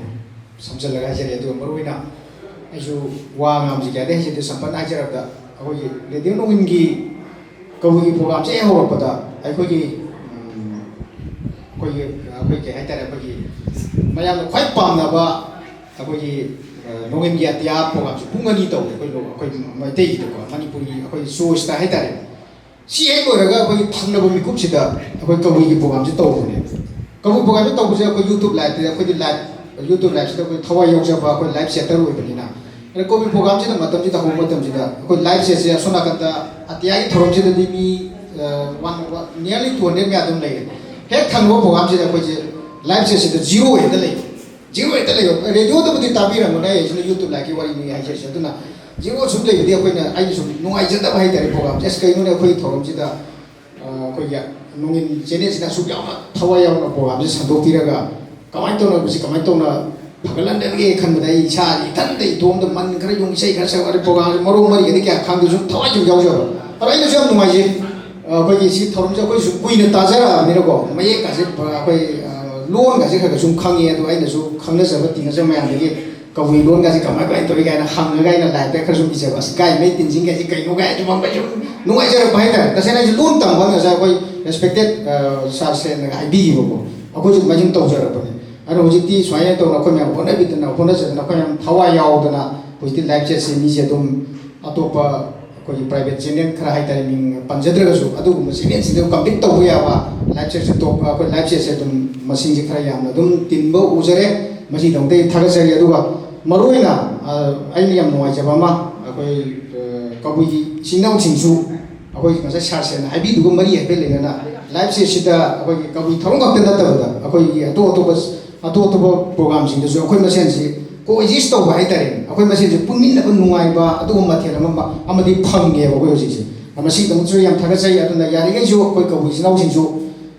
YouTube live chat dum thopi ro akoi ju thok se ge nungai na si lo li khang ta so akoi isai ju nungai yam yaw program je nungai isai mai su je akoi a tha khang ta ga su akoi yo su ta ji da bu jam nungai se akoi isai ga jo khanjeri ne ko ju adu na mayam je thawai yam thopi ro akoi pun thumi na ji endar chong ni si adu ga makha ta ba su program sing su he na mapung pha ba acho program akoi tum boina sang to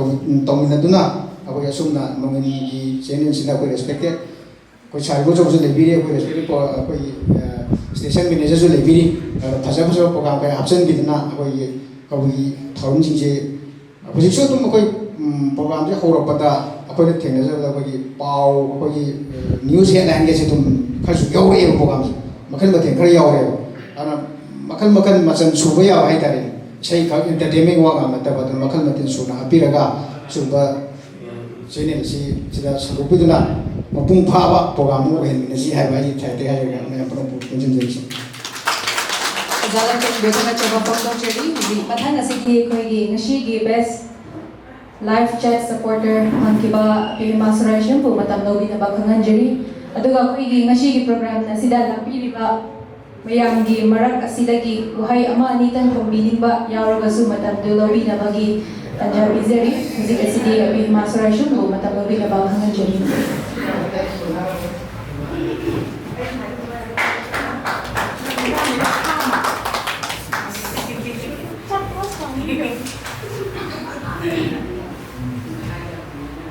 Cái con người mà thực ra với sao là ai mỗi cái ra hay preparation tao là cái quả ai cái nó tao cái cầu bình luận nó ngang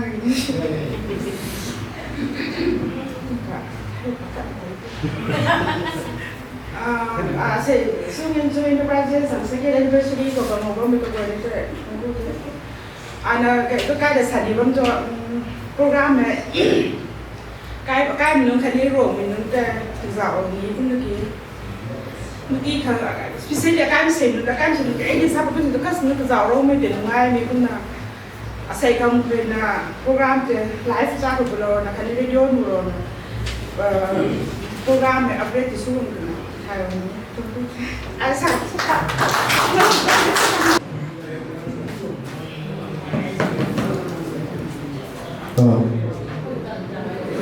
Ahang makada ekobu sibira pai pai shorbu harau te amba musung tahu pengjari ani sobuta sigi guys telling bi riba koigi radio Nongin ke director amadi ISTB ke president amadi Oza Priyoji amasung mang election bi riba invitees mayam की थबक अचिन बले जरगसो कोई की मिसिगी तेलबो programme से याबी नबी नमक का थबक चिन में तो पिरे का लाबी नमक ता हा नमक दा ओ ना थगक पा मसुम हराव ते हम फोटो चली तो कोई की असिगी चुंग एंटरप्राइज से कोई की फैमिली की बूटस्ट्रैप स्टार्टअप ने है बता रहे कोई की कनोगी अखोई चुंगी से कनोगी स्कूल सुलाये स्कूल से कोई लुंगसाई चिंकाउ दा लिटिल सेफर्ड स्कूल है ना असीसो कोई चुंग एंटरप्राइज की सेटअप बनी अदुगा अनी सोबदा अखोई की एग्रो दसो तौजबनी दसो लुंगसाई दा कन्ना होजिकी फार्मिंग कन्ना तौरे अदु कनोगी अहुम सोबदा अखोई की कम्युनिकेशन एंड मीडिया से कोई चुंग एंटरप्राइज ना लेरी से कोई की बोरिस ना माना इसी डायरेक्टर वगैरह माना सी की कम्युनिकेशन मीडिया से कोई बोरिस माना इंजिन जबनी अदुना अखोई की नसी रेडियो नोंगिन नमदे ISTB की मरु अबमी सिंह अखोई की प्रेसिडेंट अमसुंग डायरेक्टर उसो अखोई की चुंग एंटरप्राइज की तरफ की यामना हराव तयाबा अमदी थगत फोंजब जबनी कईनो हाबदा अखोई चुंग एंटरप्राइज असी पिक्रब ऑर्गेनाइजेशन एंटरप्राइज मचा अमनी अदुबो अखोई ना सुमाइना ISTB दा अमदी नोंगिन दा अखोई की प्रोग्राम मचा अमा दुमाइना हबजगे ना हायो मतंदा मोइनसो हराव हराव ना कोई वेलकम तौदना प्रोग्राम असी PBB की नमकता अखोई की एंटरप्राइज की साइट की जो थगत फोंदोक जबनी अदुबो अदुगा अखोई टीम सिंगसिसु औरम हादि मीडिया की फील्ड लेबा अमत यावदबनी डिफरेंट फील्ड की मा की हैजबा हाइतारे को कनगी कैमरामैन सु नाम यावजदे अदुगा ngसाई कंप्यूटर एडिटिंग तौबसु करी मत हैतबने अदुबो ngसाई की ISTB दगी खरा नोंगिन रेडियो दगी खरा खजिक से असी तमगा ngasi नोंगिन की असी की चही अनि सिसु असमायना असी की फिल्म ने योरपनी अदना अखोई की कबुई की RJ मयाम सु अदना अखोई नमरमत मीटिंग तौम तौम हाइजे ओजा प्रियो ना अखोई से चही बने लोरे लोइजे ꯌꯥꯝ ꯄꯪꯃꯜꯂꯦꯅ ꯍꯥꯏ ꯂꯩꯔꯕꯅꯤ ꯑꯗꯣ ꯑꯩꯈꯣꯏꯁꯨ ꯍꯩꯇꯅ ꯑꯗꯨꯃꯥꯏꯅ ꯀꯟꯅ ꯍꯣꯠꯅꯔꯁꯦ ꯅꯣꯡꯃ ꯑꯗꯨꯝ ꯍꯣꯠꯅꯕꯕꯨ ꯂꯦꯞꯇ꯭ꯔꯒꯗꯤ ꯁꯨꯝ ꯂꯣꯏꯅꯃꯛ ꯍꯩꯕ ꯉꯥꯛꯇꯅꯤ ꯑꯗꯨꯅ ꯉꯁꯥꯏꯒꯤ ꯍꯣꯠꯅꯕꯗꯗꯤ ꯂꯦꯞꯄꯒꯨꯝꯁꯦꯅ ꯑꯗꯨꯃꯥꯏꯅ ꯍꯣꯠꯅꯔ ꯂꯥꯛꯄꯅꯤ ꯑꯗꯨꯒꯤꯗꯃꯛꯇ ꯑꯩꯈꯣꯏꯒꯤ ISTB ꯑꯃꯁꯨꯡ ꯅꯣꯡꯒꯤꯟꯕꯨ ꯑꯃꯨꯛꯀ ꯍꯟꯅ ꯊꯥꯒꯠꯆꯔꯤ ꯑꯗꯨꯅ ꯑꯩꯈꯣꯏꯒꯤ ꯇꯤꯝꯗꯁꯨ ꯑꯩꯅ ꯑꯌꯥꯝꯕ ꯃꯇꯝꯗ ꯑꯩꯅꯁꯨ ꯑꯗꯨꯝ ꯃꯣꯏꯗ ꯒꯥꯏꯗ ꯇꯧꯔꯒ ꯇꯝꯃꯒ ꯂꯥꯛꯆꯕꯗꯤ ꯅꯝꯕꯔ 1 ꯑꯩꯈꯣꯏꯒꯤ ꯔꯦꯗꯤꯑꯣꯁꯤꯗꯤ ꯁꯥꯎꯟ ꯀ꯭ꯋꯥꯂꯤꯇꯤ ꯌꯥꯎꯗ꯭ꯔꯒꯗꯤ ꯑꯁꯤ ꯇꯥꯕꯗ ꯌꯥꯝ ꯅꯨꯡꯉꯥꯏꯇꯦꯕ ꯑꯗꯨꯅ ꯀꯩꯒꯨꯝꯕ ꯃꯇꯝꯗ ꯁꯥꯎꯟꯁꯦ ꯌꯥꯔꯤꯈꯩ ꯕꯦꯁ क्वालिटी रिकॉर्ड तौर तौर मोदी हेक्ट मफम रिकॉर्डिंग तौर वीडियो कैमरा की साउंड हेक्ट पुथोग तौर अदुमाइना तौनु रेडियोदि साउंड सेंद्रगदि टीवीदि मसक उरिबना खरा फै दो रेडियोदि मसक उदबदिना अखोइगी फाइल फॉर्मेट तो फजना एडिट तौरगा अदुमाइना तौरगा अखोइ सुम कन होनजरी अदुना मसागे अखोइगी से क्वालिटी दा कन अखोइ कन फोकस तौरी अदुना कोनोमी सागी अखोइगी दसो खरा असोन खरा लेजै कैदो काजा नंबर 1 अखोइ से साउंड की इंजीनियर से नहान अमा अंगा मचा अमा अखोइ एंगेज तौर थमने मादो थबक अमा फंगबगी चक्रे अदुना अखोइ जे साउंड इंजीनियर सो कन असिगी अवाबसो लेरे अदुगा मसागी मेसिन सिंगसे अखोइ लेरिबा अखोइगी मिक्सर से अखोइगी 8 मिक्सर 12 मिक्सर अखोइगी मेसिन मिक्सर मचा ने सिनाबनिना अखोइ से सिदा स्टूडियो मचा सिदा अखोइ कनो तौर प्रोसेस तौबसे तम तौरिबनी सिसो अखोइ याम कन्ना याम थुना असिमी याम सो अपग्रेड तौरगा मथंगदा मसागी रेडियो नोंगिंगसो अका व्यूअर मयामगिसो क्वालिटी याम फजाबा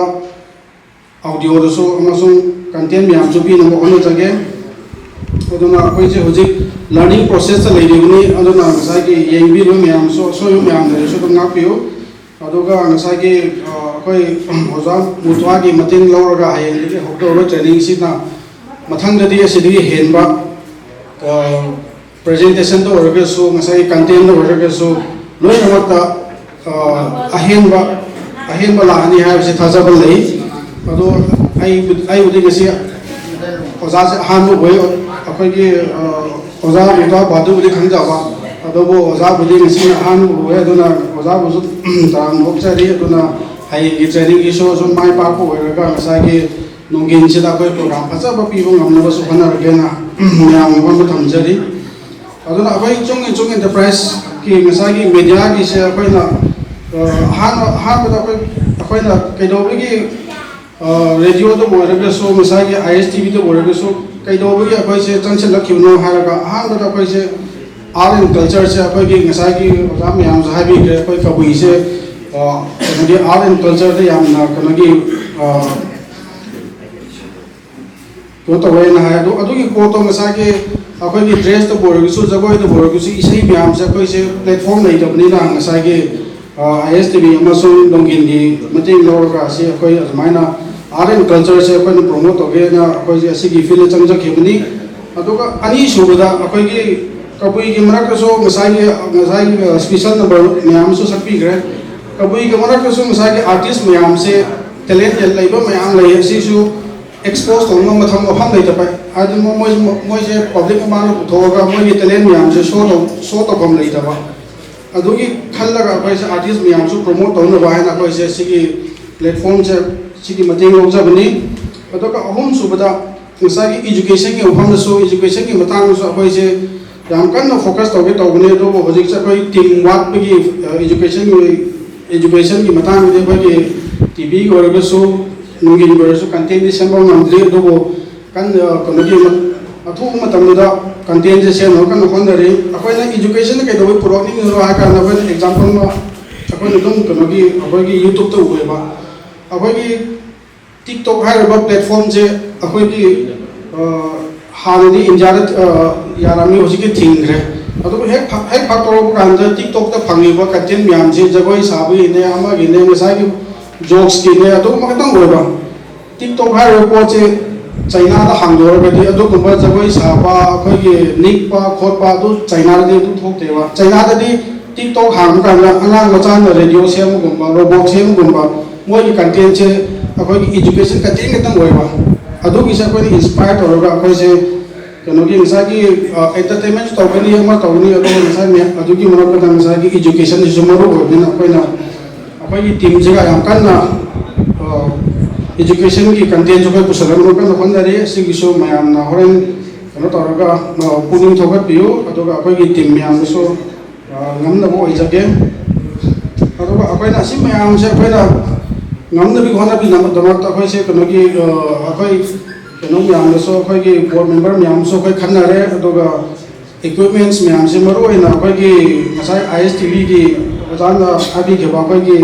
ꯀꯕꯨꯏꯁꯦ ꯌꯥꯝꯃꯒ ꯑꯩꯈꯣꯏꯒꯤ ꯁꯕꯁꯀ꯭ꯔꯥꯏꯕꯔ 406 ꯈꯛꯇꯪ ꯂꯩ ꯍꯥꯏꯔꯤꯁꯦ ꯑꯁꯤꯒꯤ ꯃꯔꯝꯁꯨ ꯑꯩꯈꯣꯏ ꯑꯗꯨꯝ ꯈꯪꯖꯩ ꯑꯗꯨꯒ ꯑꯩꯈꯣꯏꯒꯤ ꯂꯤꯃꯤꯇꯦꯁꯟ ꯈꯔ ꯂꯩꯕꯒꯤꯅꯤ ꯁꯝꯅ ꯍꯥꯏꯔꯕꯗ ꯑꯩꯈꯣꯏꯁꯦ ꯂꯥꯏꯚ ꯀꯣꯚꯔꯦꯖ ꯂꯧꯕ ꯉꯝꯗꯕ ꯑꯩꯈꯣꯏꯁꯦ ꯂꯥꯏꯚ ꯀꯣꯚꯔꯦꯖ ꯂꯧꯕ ꯉꯝꯗꯕ ꯍꯥꯏꯕꯗꯤ ꯉꯁꯥꯏꯒꯤ ꯋꯥꯏꯐꯥꯏꯒꯤ ꯏꯁꯨ ꯑꯃꯁꯨꯡ ꯉꯁꯥꯏꯒꯤ ꯂꯥꯏꯚ ꯁ꯭ꯇ꯭ꯔꯤꯃꯤꯡ ꯇꯧꯕꯒꯤ ꯗꯤꯚꯥꯏꯁ ꯑꯩꯈꯣꯏꯗꯤ ꯀꯌꯥ ꯂꯩꯇ꯭ꯔꯦꯕ ꯂꯩꯔꯤꯕ ꯀꯦꯃꯦꯔꯥ ꯃꯌꯥꯝꯁꯤꯁꯨ ꯑꯩꯈꯣꯏ ꯌꯨꯝꯗ ꯍꯥꯟꯅ ꯁꯤꯖꯤꯟꯅꯔꯝꯕ ꯀꯦꯃꯦꯔꯥ ꯉꯥꯛꯇꯅꯦ ꯑꯁꯤ ꯃꯌꯥꯝꯁꯦ ꯑꯩꯈꯣꯏ ꯈꯣꯝꯖꯤꯜꯂꯒ ꯁꯤꯖꯤꯟꯅꯕꯅꯤ ꯑꯗꯨꯅ ꯉꯁꯥꯏꯒꯤ ꯀꯦꯃꯦꯔꯥ ꯑꯃꯒ ꯃꯤꯛꯁꯤꯡ ꯇꯧꯔꯛꯄ ꯀꯥꯟꯗ ꯉꯁꯥꯏꯒꯤ ꯋꯥꯏꯐꯥꯏꯒꯤ HDMI ꯋꯥꯏꯔꯂꯦꯁ HDMI ꯃꯌꯥꯝꯁꯦ ꯑꯃꯃꯝ ꯈꯤꯜꯂꯒ ꯃꯤꯛꯁꯤꯡꯗ ꯊꯥꯒꯗꯧꯕ ꯑꯗꯨꯒꯤ ꯃꯌꯥꯝ ꯑꯃ ꯑꯩꯈꯣꯏꯒꯤ equipment ꯋꯥꯠꯄꯒꯤ ꯉꯁꯥꯏꯒꯤ ꯑꯩꯈꯣꯏꯒꯤ ꯉꯁꯥꯏꯒꯤ ꯇꯤꯡꯀꯥꯂꯣꯡꯒꯤ ꯄ꯭ꯔꯣꯒ꯭ꯔꯥꯝ ꯑꯣꯏꯔꯦ ꯑꯩꯈꯣꯏꯒꯤ ꯖꯥꯗꯣꯅꯪ ꯐꯨꯠꯕꯣꯜꯒꯤ ꯑꯣꯏꯔꯦ ꯑꯁꯤ ꯃꯌꯥꯝꯁꯦ ꯂꯣꯏꯅꯃꯛꯁꯦ ꯑꯩꯈꯣꯏꯅ ꯂꯥꯏꯚ ꯁ꯭ꯇ꯭ꯔꯤꯝꯗ ꯄꯤꯕ ꯉꯝꯃꯒꯗꯤ ꯑꯩꯈꯣꯏꯒꯤ ꯉꯁꯥꯏꯒꯤ 406ꯀꯤ ꯁꯕꯁꯀ꯭ꯔꯥꯏꯕꯔꯗꯒꯤꯗꯤ ꯌꯥꯝ ꯊꯨꯅ 1000 ꯌꯧꯕ ꯉꯝꯒꯗ꯭ꯔꯥꯅ ꯈꯜꯂꯤ ꯑꯗꯨꯅ ꯍꯟꯗꯛ ꯆꯍꯤ ꯃꯅꯨꯡꯁꯤꯗ ꯑꯩꯈꯣꯏ ꯕꯣꯔꯗ ꯃꯦꯝꯕꯔ ꯃꯌꯥꯝ ꯂꯣꯏꯅꯃꯛ ꯃꯤꯇꯤꯡ ꯇꯧꯔꯒ ꯑꯁꯤꯒꯤ equipment ꯃꯌꯥꯝꯁꯦ ꯁꯦꯠ ꯑꯞ ꯇꯧꯔꯦ ꯍꯥꯏꯔꯒ ꯂꯥꯏꯚ ꯁ꯭ꯇ꯭ꯔꯤꯃꯤꯡ ꯍꯧꯖꯤꯛ ꯖꯥꯗꯣꯅꯪꯒꯤ ꯐꯨꯠꯕꯣꯜꯁꯨ ꯂꯥꯛꯀꯗꯧꯔꯕꯅꯤ ꯑꯁꯤꯒꯤ ꯐꯨꯠꯕꯣꯜꯁꯨ ꯑꯩꯈꯣꯏꯅ ꯂꯥꯏꯚ ꯁ꯭ꯇ꯭ꯔꯤꯃꯤꯡ ꯇꯧꯕ ꯉꯝꯃꯒꯗꯤ ꯑꯩꯈꯣꯏꯒꯤ ISTVꯒꯤ ꯁꯕꯁꯀ꯭ꯔꯥꯏꯕꯔꯁꯨ ꯁꯣꯏꯗꯅꯃꯛꯀꯤ ꯍꯦꯟꯒꯠꯂꯛꯀꯅꯤ ꯑꯗꯨꯅ ꯍꯧꯖꯤꯛ ꯉꯁꯥꯏꯒꯤ ꯄ꯭ꯔꯣꯒ꯭ꯔꯥꯝ ꯃꯌꯥꯝꯁꯤꯗ ꯑꯩꯈꯣꯏꯒꯤ ꯉꯁꯥꯏꯒꯤ ꯍꯧꯖꯤꯛ ꯑꯩꯈꯣꯏꯁꯦ ꯀꯩꯅꯣꯒꯤ ꯁ꯭ꯀ꯭ꯔꯤꯞ ꯔꯥꯏꯇꯤꯡ ꯑꯃ ꯂꯣꯏꯅꯃꯛꯀꯤ ꯂꯣꯏꯔꯕꯅꯤ ꯀꯥꯁꯇꯤꯡ ꯀꯩꯅꯣꯒꯤ ꯑꯥꯔꯇꯤꯁ ꯀꯥꯁꯇꯤꯡꯁꯨ ꯍꯧꯔꯕꯅꯤ ꯑꯩꯈꯣꯏ ꯋꯦꯕ ꯁꯤꯔꯤꯁ ꯑꯃꯁꯨ ꯀꯟꯅ ꯅꯝꯅꯕ ꯇꯌꯥꯔꯤ ꯑꯩꯈꯣꯏꯒꯤ ꯁ꯭ꯇꯥꯔ ꯀꯥꯃꯩꯈꯣꯏꯒ ꯇꯥꯟꯅꯔꯒ ꯑꯩꯈꯣꯏꯁꯦ ꯀꯩꯅꯣ ꯋꯦꯕ ꯁꯤꯔꯤꯁ ꯑꯃꯁꯨ ꯅꯝꯅꯤꯡꯉꯥꯏ ꯀꯟꯅ ꯍꯣꯠꯅꯔꯒ ꯂꯩꯔꯕꯅꯤ ꯁꯤꯒꯤ ꯁ꯭ꯀ꯭ꯔꯤꯞꯀꯤ ꯏꯁꯨ ꯑꯃꯗꯤ ꯉꯁꯥꯏꯒꯤ ꯏꯔꯝꯃꯤꯕ ꯋꯥꯔꯤꯁꯤ ꯏꯔꯝꯃꯤꯕ ꯅꯨꯄꯥꯁꯤ ꯂꯩꯈꯤꯗ꯭ꯔꯕ ꯑꯗꯨꯒꯤ ꯃꯥꯅ ꯏꯔꯝꯃꯤꯕ ꯂꯥꯏꯔꯤꯛꯁꯤꯗꯒꯤ ꯑꯩꯈꯣꯏꯅ ꯁ꯭ꯀ꯭ꯔꯤꯞ ꯏꯊꯣꯛꯄꯗ ꯈꯤꯇꯪ ꯗꯤꯐꯤꯀꯜꯇꯤ ꯂꯩꯕꯒꯤꯅꯤ ꯑꯗꯨꯅ ꯋꯦꯕ ꯁꯤꯔꯤꯁ ꯃꯁꯨ ꯃꯊꯪ ꯑꯗꯨꯝ ꯂꯥꯛꯆꯔꯅꯤ ꯑꯗꯨꯅ ꯉꯁꯥꯏꯒꯤ ꯑꯩꯈꯣꯏꯒꯤ ꯚ꯭ꯌꯨꯋꯔ ꯃꯌꯥꯝꯗꯒꯤ ꯉꯁꯥꯏꯒꯤ ꯁꯖꯦꯁꯟ ꯃꯌꯥꯝ ꯂꯧꯁꯤꯟꯈꯤꯕ ꯃꯌꯥꯝꯗꯣ ꯑꯩꯈꯣꯏ ꯂꯣꯏꯅꯃꯛ ꯅꯣꯠ ꯇꯧꯖꯔꯦ ꯑꯗꯨꯅ ꯃꯊꯪꯗ ꯑꯩꯈꯣꯏꯒꯤ ꯚ꯭ꯌꯨꯋꯔꯅ ꯄꯥꯝꯖꯕ ꯁꯖꯦꯁꯟ ꯃꯌꯥꯝꯗꯣ ꯑꯩꯈꯣꯏ ꯍꯥꯞꯆꯤꯟꯖꯔꯦ ꯍꯥꯏꯔꯒ ꯄ꯭ꯔꯣꯒ꯭ꯔꯥꯝꯁꯦ ꯃꯄꯨꯡ ꯐꯥꯅꯕ ꯑꯩꯈꯣꯏ ꯌꯥꯝ ꯀꯟꯅ ꯍꯣꯠꯅꯖꯒꯦ ꯑꯗꯨꯒ ISTV ꯑꯃꯁꯨꯡ ꯅꯣꯡꯒꯤꯟꯒ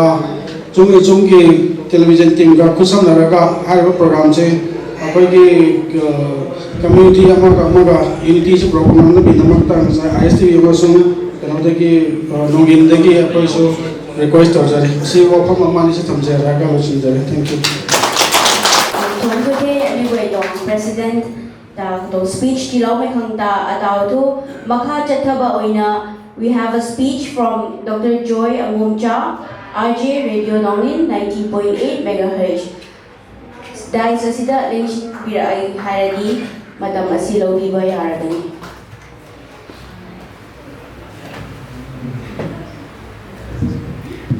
masigi yamna maruiraba yamna fazaraba madam masigi mayagi tamadale sinbiriba CPS amadi president ahmedda ko khumjari mathangda phambiriba stage da phambiriba mamal yamdaba kulmapu ko khumjari aigi thedona yam kanna haibadi nate ai sagi subject sige kitni khena bahaita koina ai sadi doctor koina lejabanina aina adum pamjaba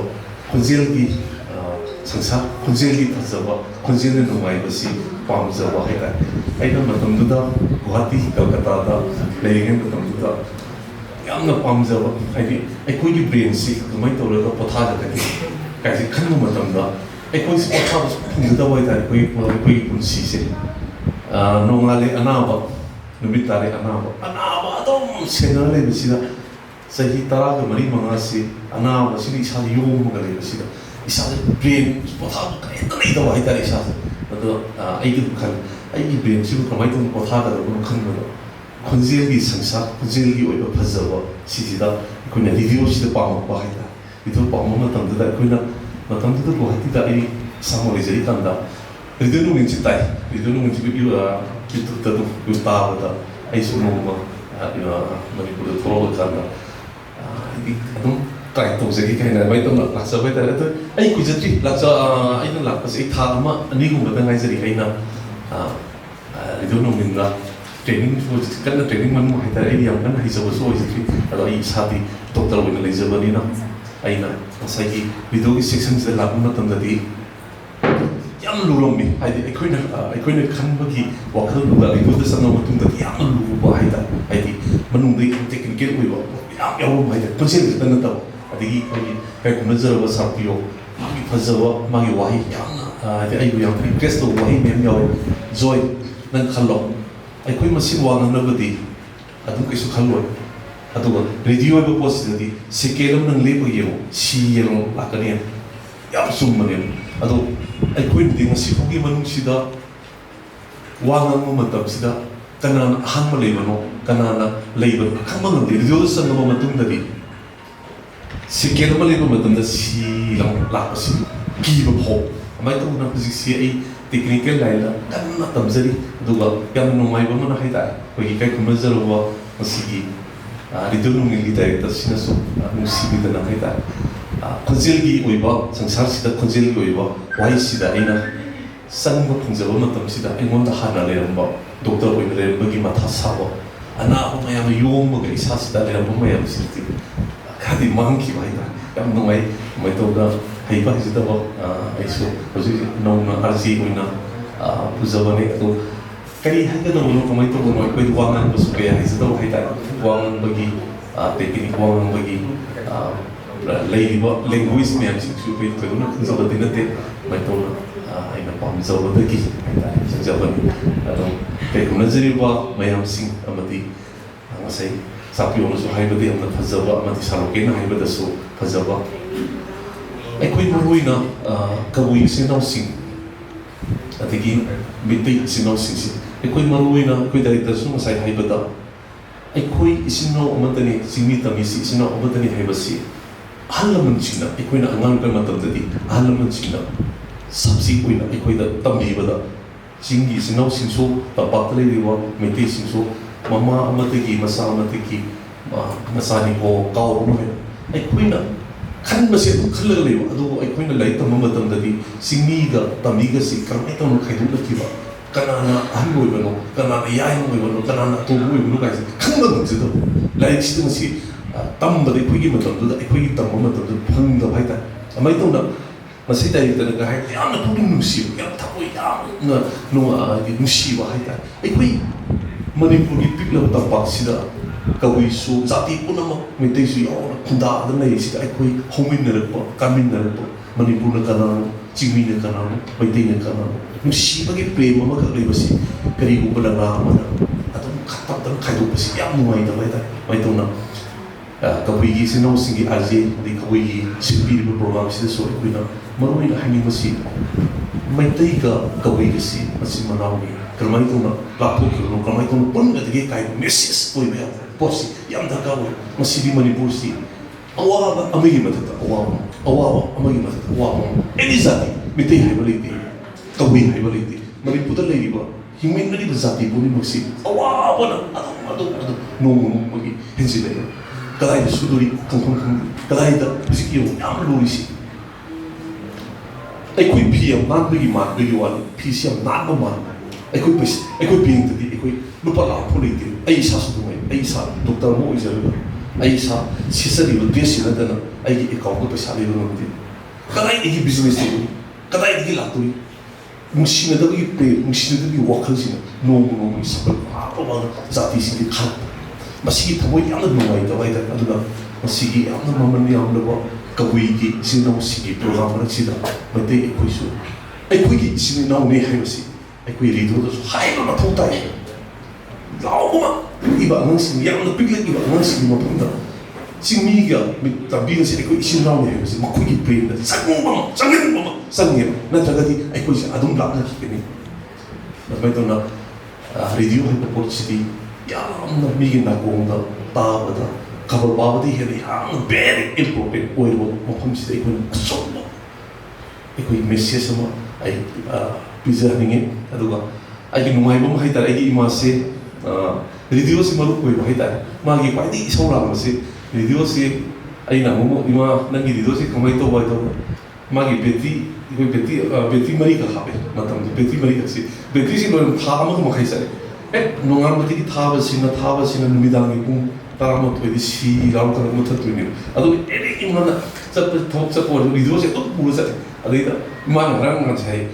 ꯅꯈꯣꯏꯒꯤ ꯔꯦꯗꯤꯑꯣꯗꯨꯗꯤ ꯇꯥꯕ ꯐꯪꯗꯦꯅꯦ ꯑꯁꯤ ꯑꯀꯥꯁꯕꯥꯅꯤꯒꯤ ꯇꯥꯕ ꯐꯪꯉꯦ ꯅꯈꯣꯏ ꯔꯦꯗꯤꯑꯣꯗꯤ ꯇꯥꯕ ꯀꯥꯏꯗ ꯌꯥꯎꯕ ꯑꯩ ꯇꯥꯕꯤꯕ ꯊꯤꯕꯤꯕ ꯍꯥꯏꯇꯥꯔꯦ ꯑꯗꯣ ꯑꯩꯈꯣꯏ ꯏꯃꯥꯅ ꯌꯥꯝ ꯇꯥꯅꯤꯡꯕꯒꯤ ꯈꯣꯟꯖꯦꯜꯁꯤ ꯑꯗ ꯑꯩꯅꯁꯨ ꯇꯥꯅꯤꯡꯕ ꯍꯥꯏꯇꯥꯔꯗꯤ ꯑꯩꯈꯣꯏꯒꯤ ꯑꯩꯅ ꯂꯩꯔꯤꯕ ꯑꯦꯔꯤꯌꯥꯁꯤꯗꯗꯤ ꯄꯨꯡ 2:30, 3 ꯑꯁ꯭ꯋꯥꯏꯁꯤꯗ ꯌꯥꯝ ꯄꯤꯛꯅ ꯁꯤ ꯂꯥꯎꯅ ꯇꯥꯕ ꯑꯗ ꯑꯩꯈꯣꯏꯅ ꯄꯨꯖꯔꯤꯁꯤꯅ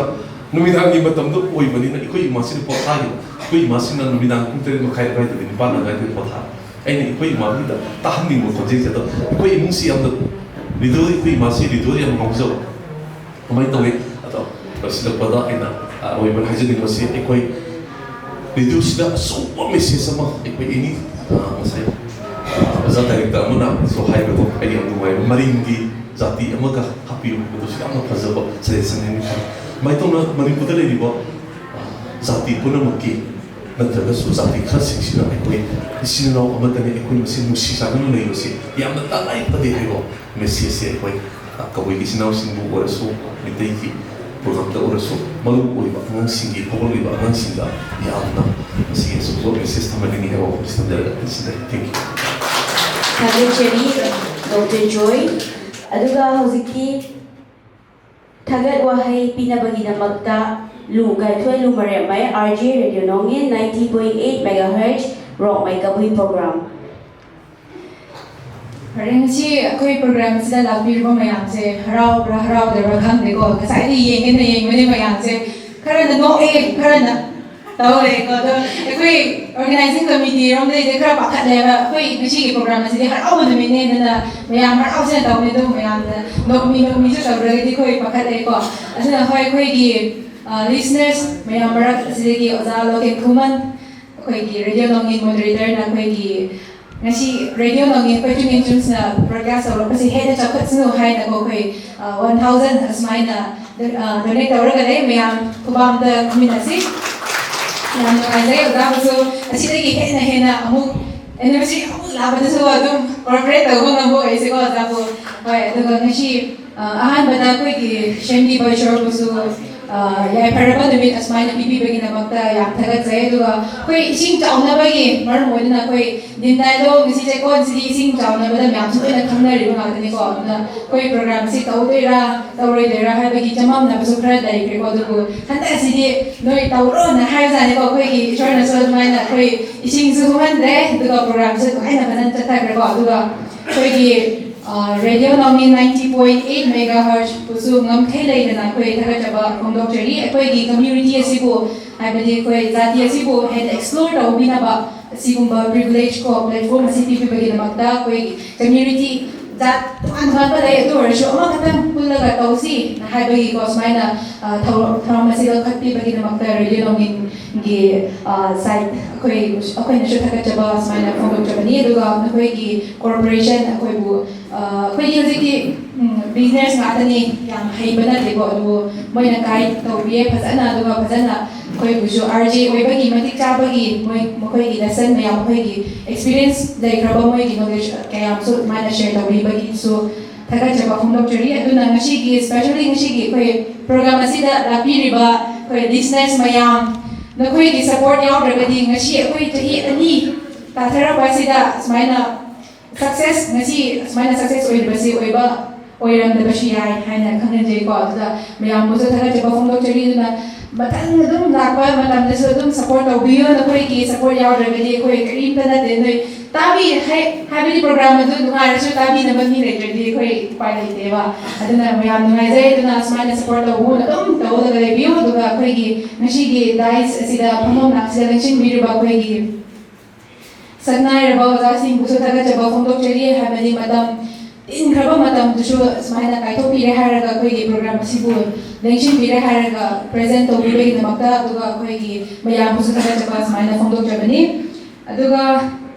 koi gi listeners marak gi ma'am bijaya laishram koi gi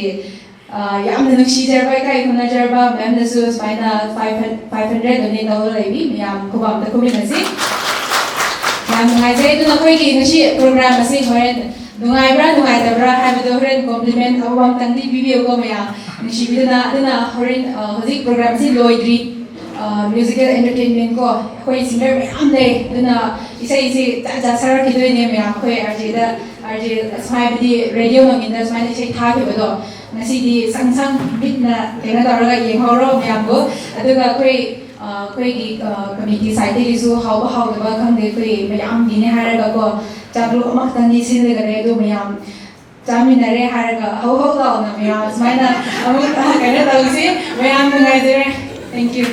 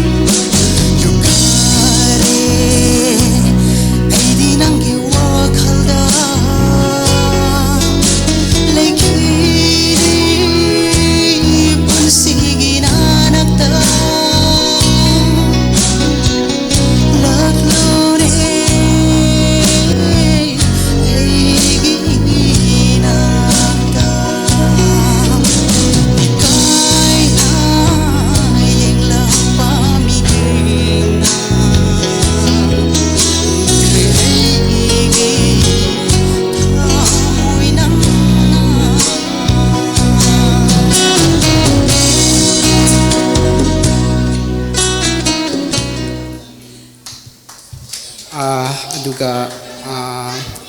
being a young my bachelor, I'm going to sing a young my song today. Second one.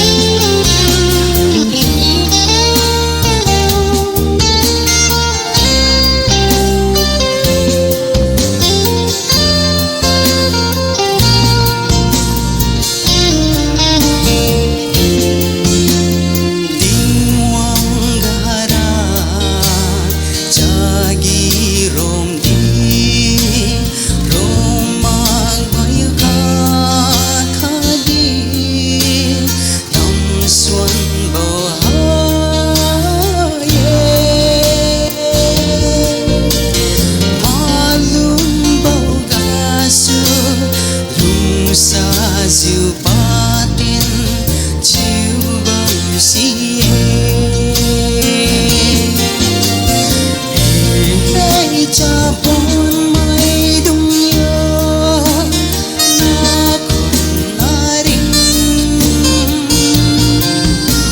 uy bông bông hoi tình hoàng na lie chiều ra mơ mơ ba tên chiều lưu mai lên ra gắn biếu xuống bên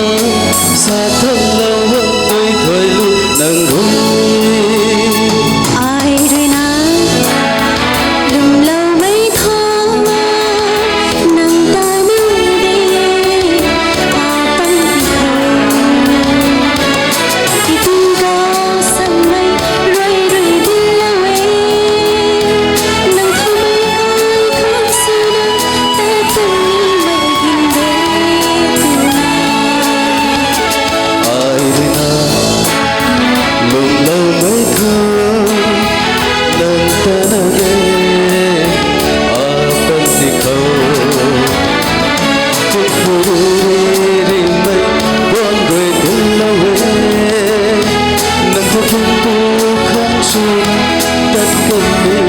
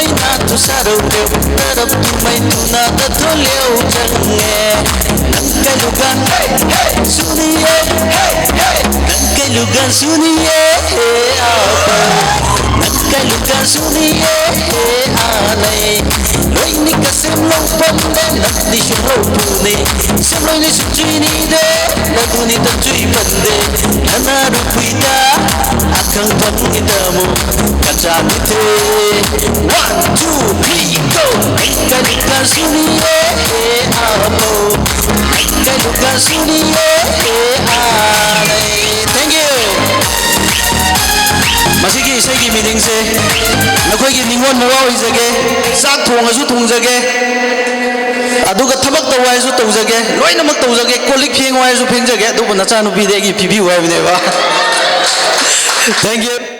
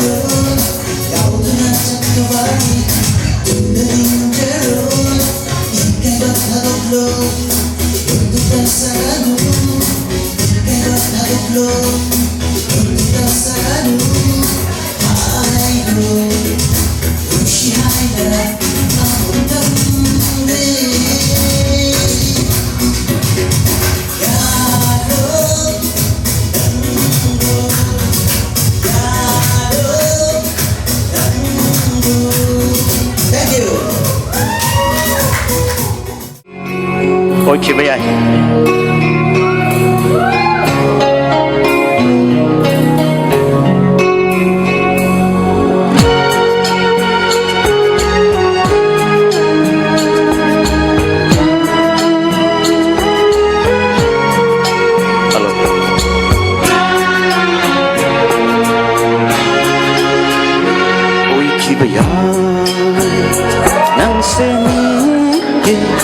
ꯆꯠꯈꯤꯕ ꯌꯥꯏ ꯑꯩꯕꯨ ꯊꯥꯗꯣꯛꯇꯨꯅ ꯑꯣꯏꯈꯤꯕ ꯌꯥꯏ ꯅꯪꯁꯦ ꯃꯤꯠꯀꯤ ꯆꯠꯈꯤꯕ ꯌꯥꯏ ꯑꯩꯕꯨ ꯊꯥꯗꯣꯛꯇꯨꯅ ꯍꯣꯡꯈꯤꯕ ꯌꯥꯏ ꯁꯥꯒꯩ ꯂꯩꯐꯝ ꯑꯗꯨꯕꯨ ꯏꯐꯝꯗ ꯀꯥꯏꯅꯔꯁꯤ ꯑꯁꯤꯃꯇꯪꯗꯤ ꯅꯪꯅ 하이비누고 오이키바야이 낭세미 사키바야이 아이부타도 안 그래?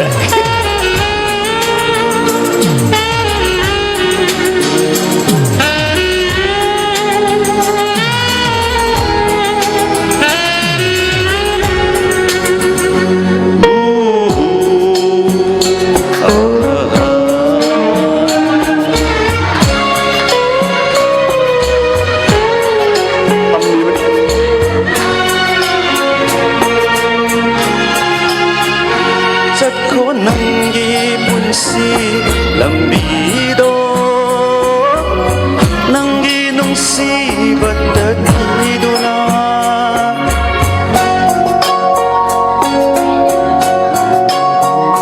ꯆꯠꯈꯣ ꯅꯪꯒꯤ ꯄꯨꯟꯁꯤ ꯂꯝꯕꯤꯗꯣ ꯅꯪꯒꯤ ꯅꯨꯡꯁꯤꯕꯇ ꯊꯤꯗꯨꯅ warauroy nongmata thamoisina aigini tamlamdrabi nangbu na tingugani nongdambagi kundong oi kibayay nang semige sat kibayay ay butadok na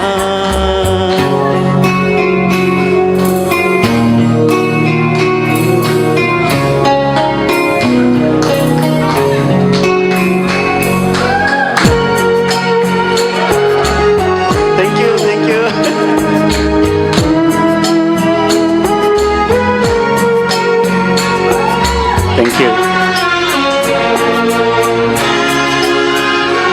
Nung sinawa kuding magani leite lap na kiba kuding dubu nung sinade hai sira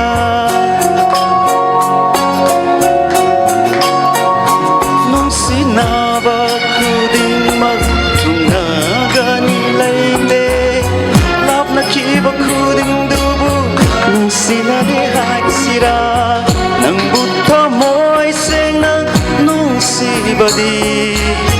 lai sanu thamoy nung dakleng dana matsuhong bayadabang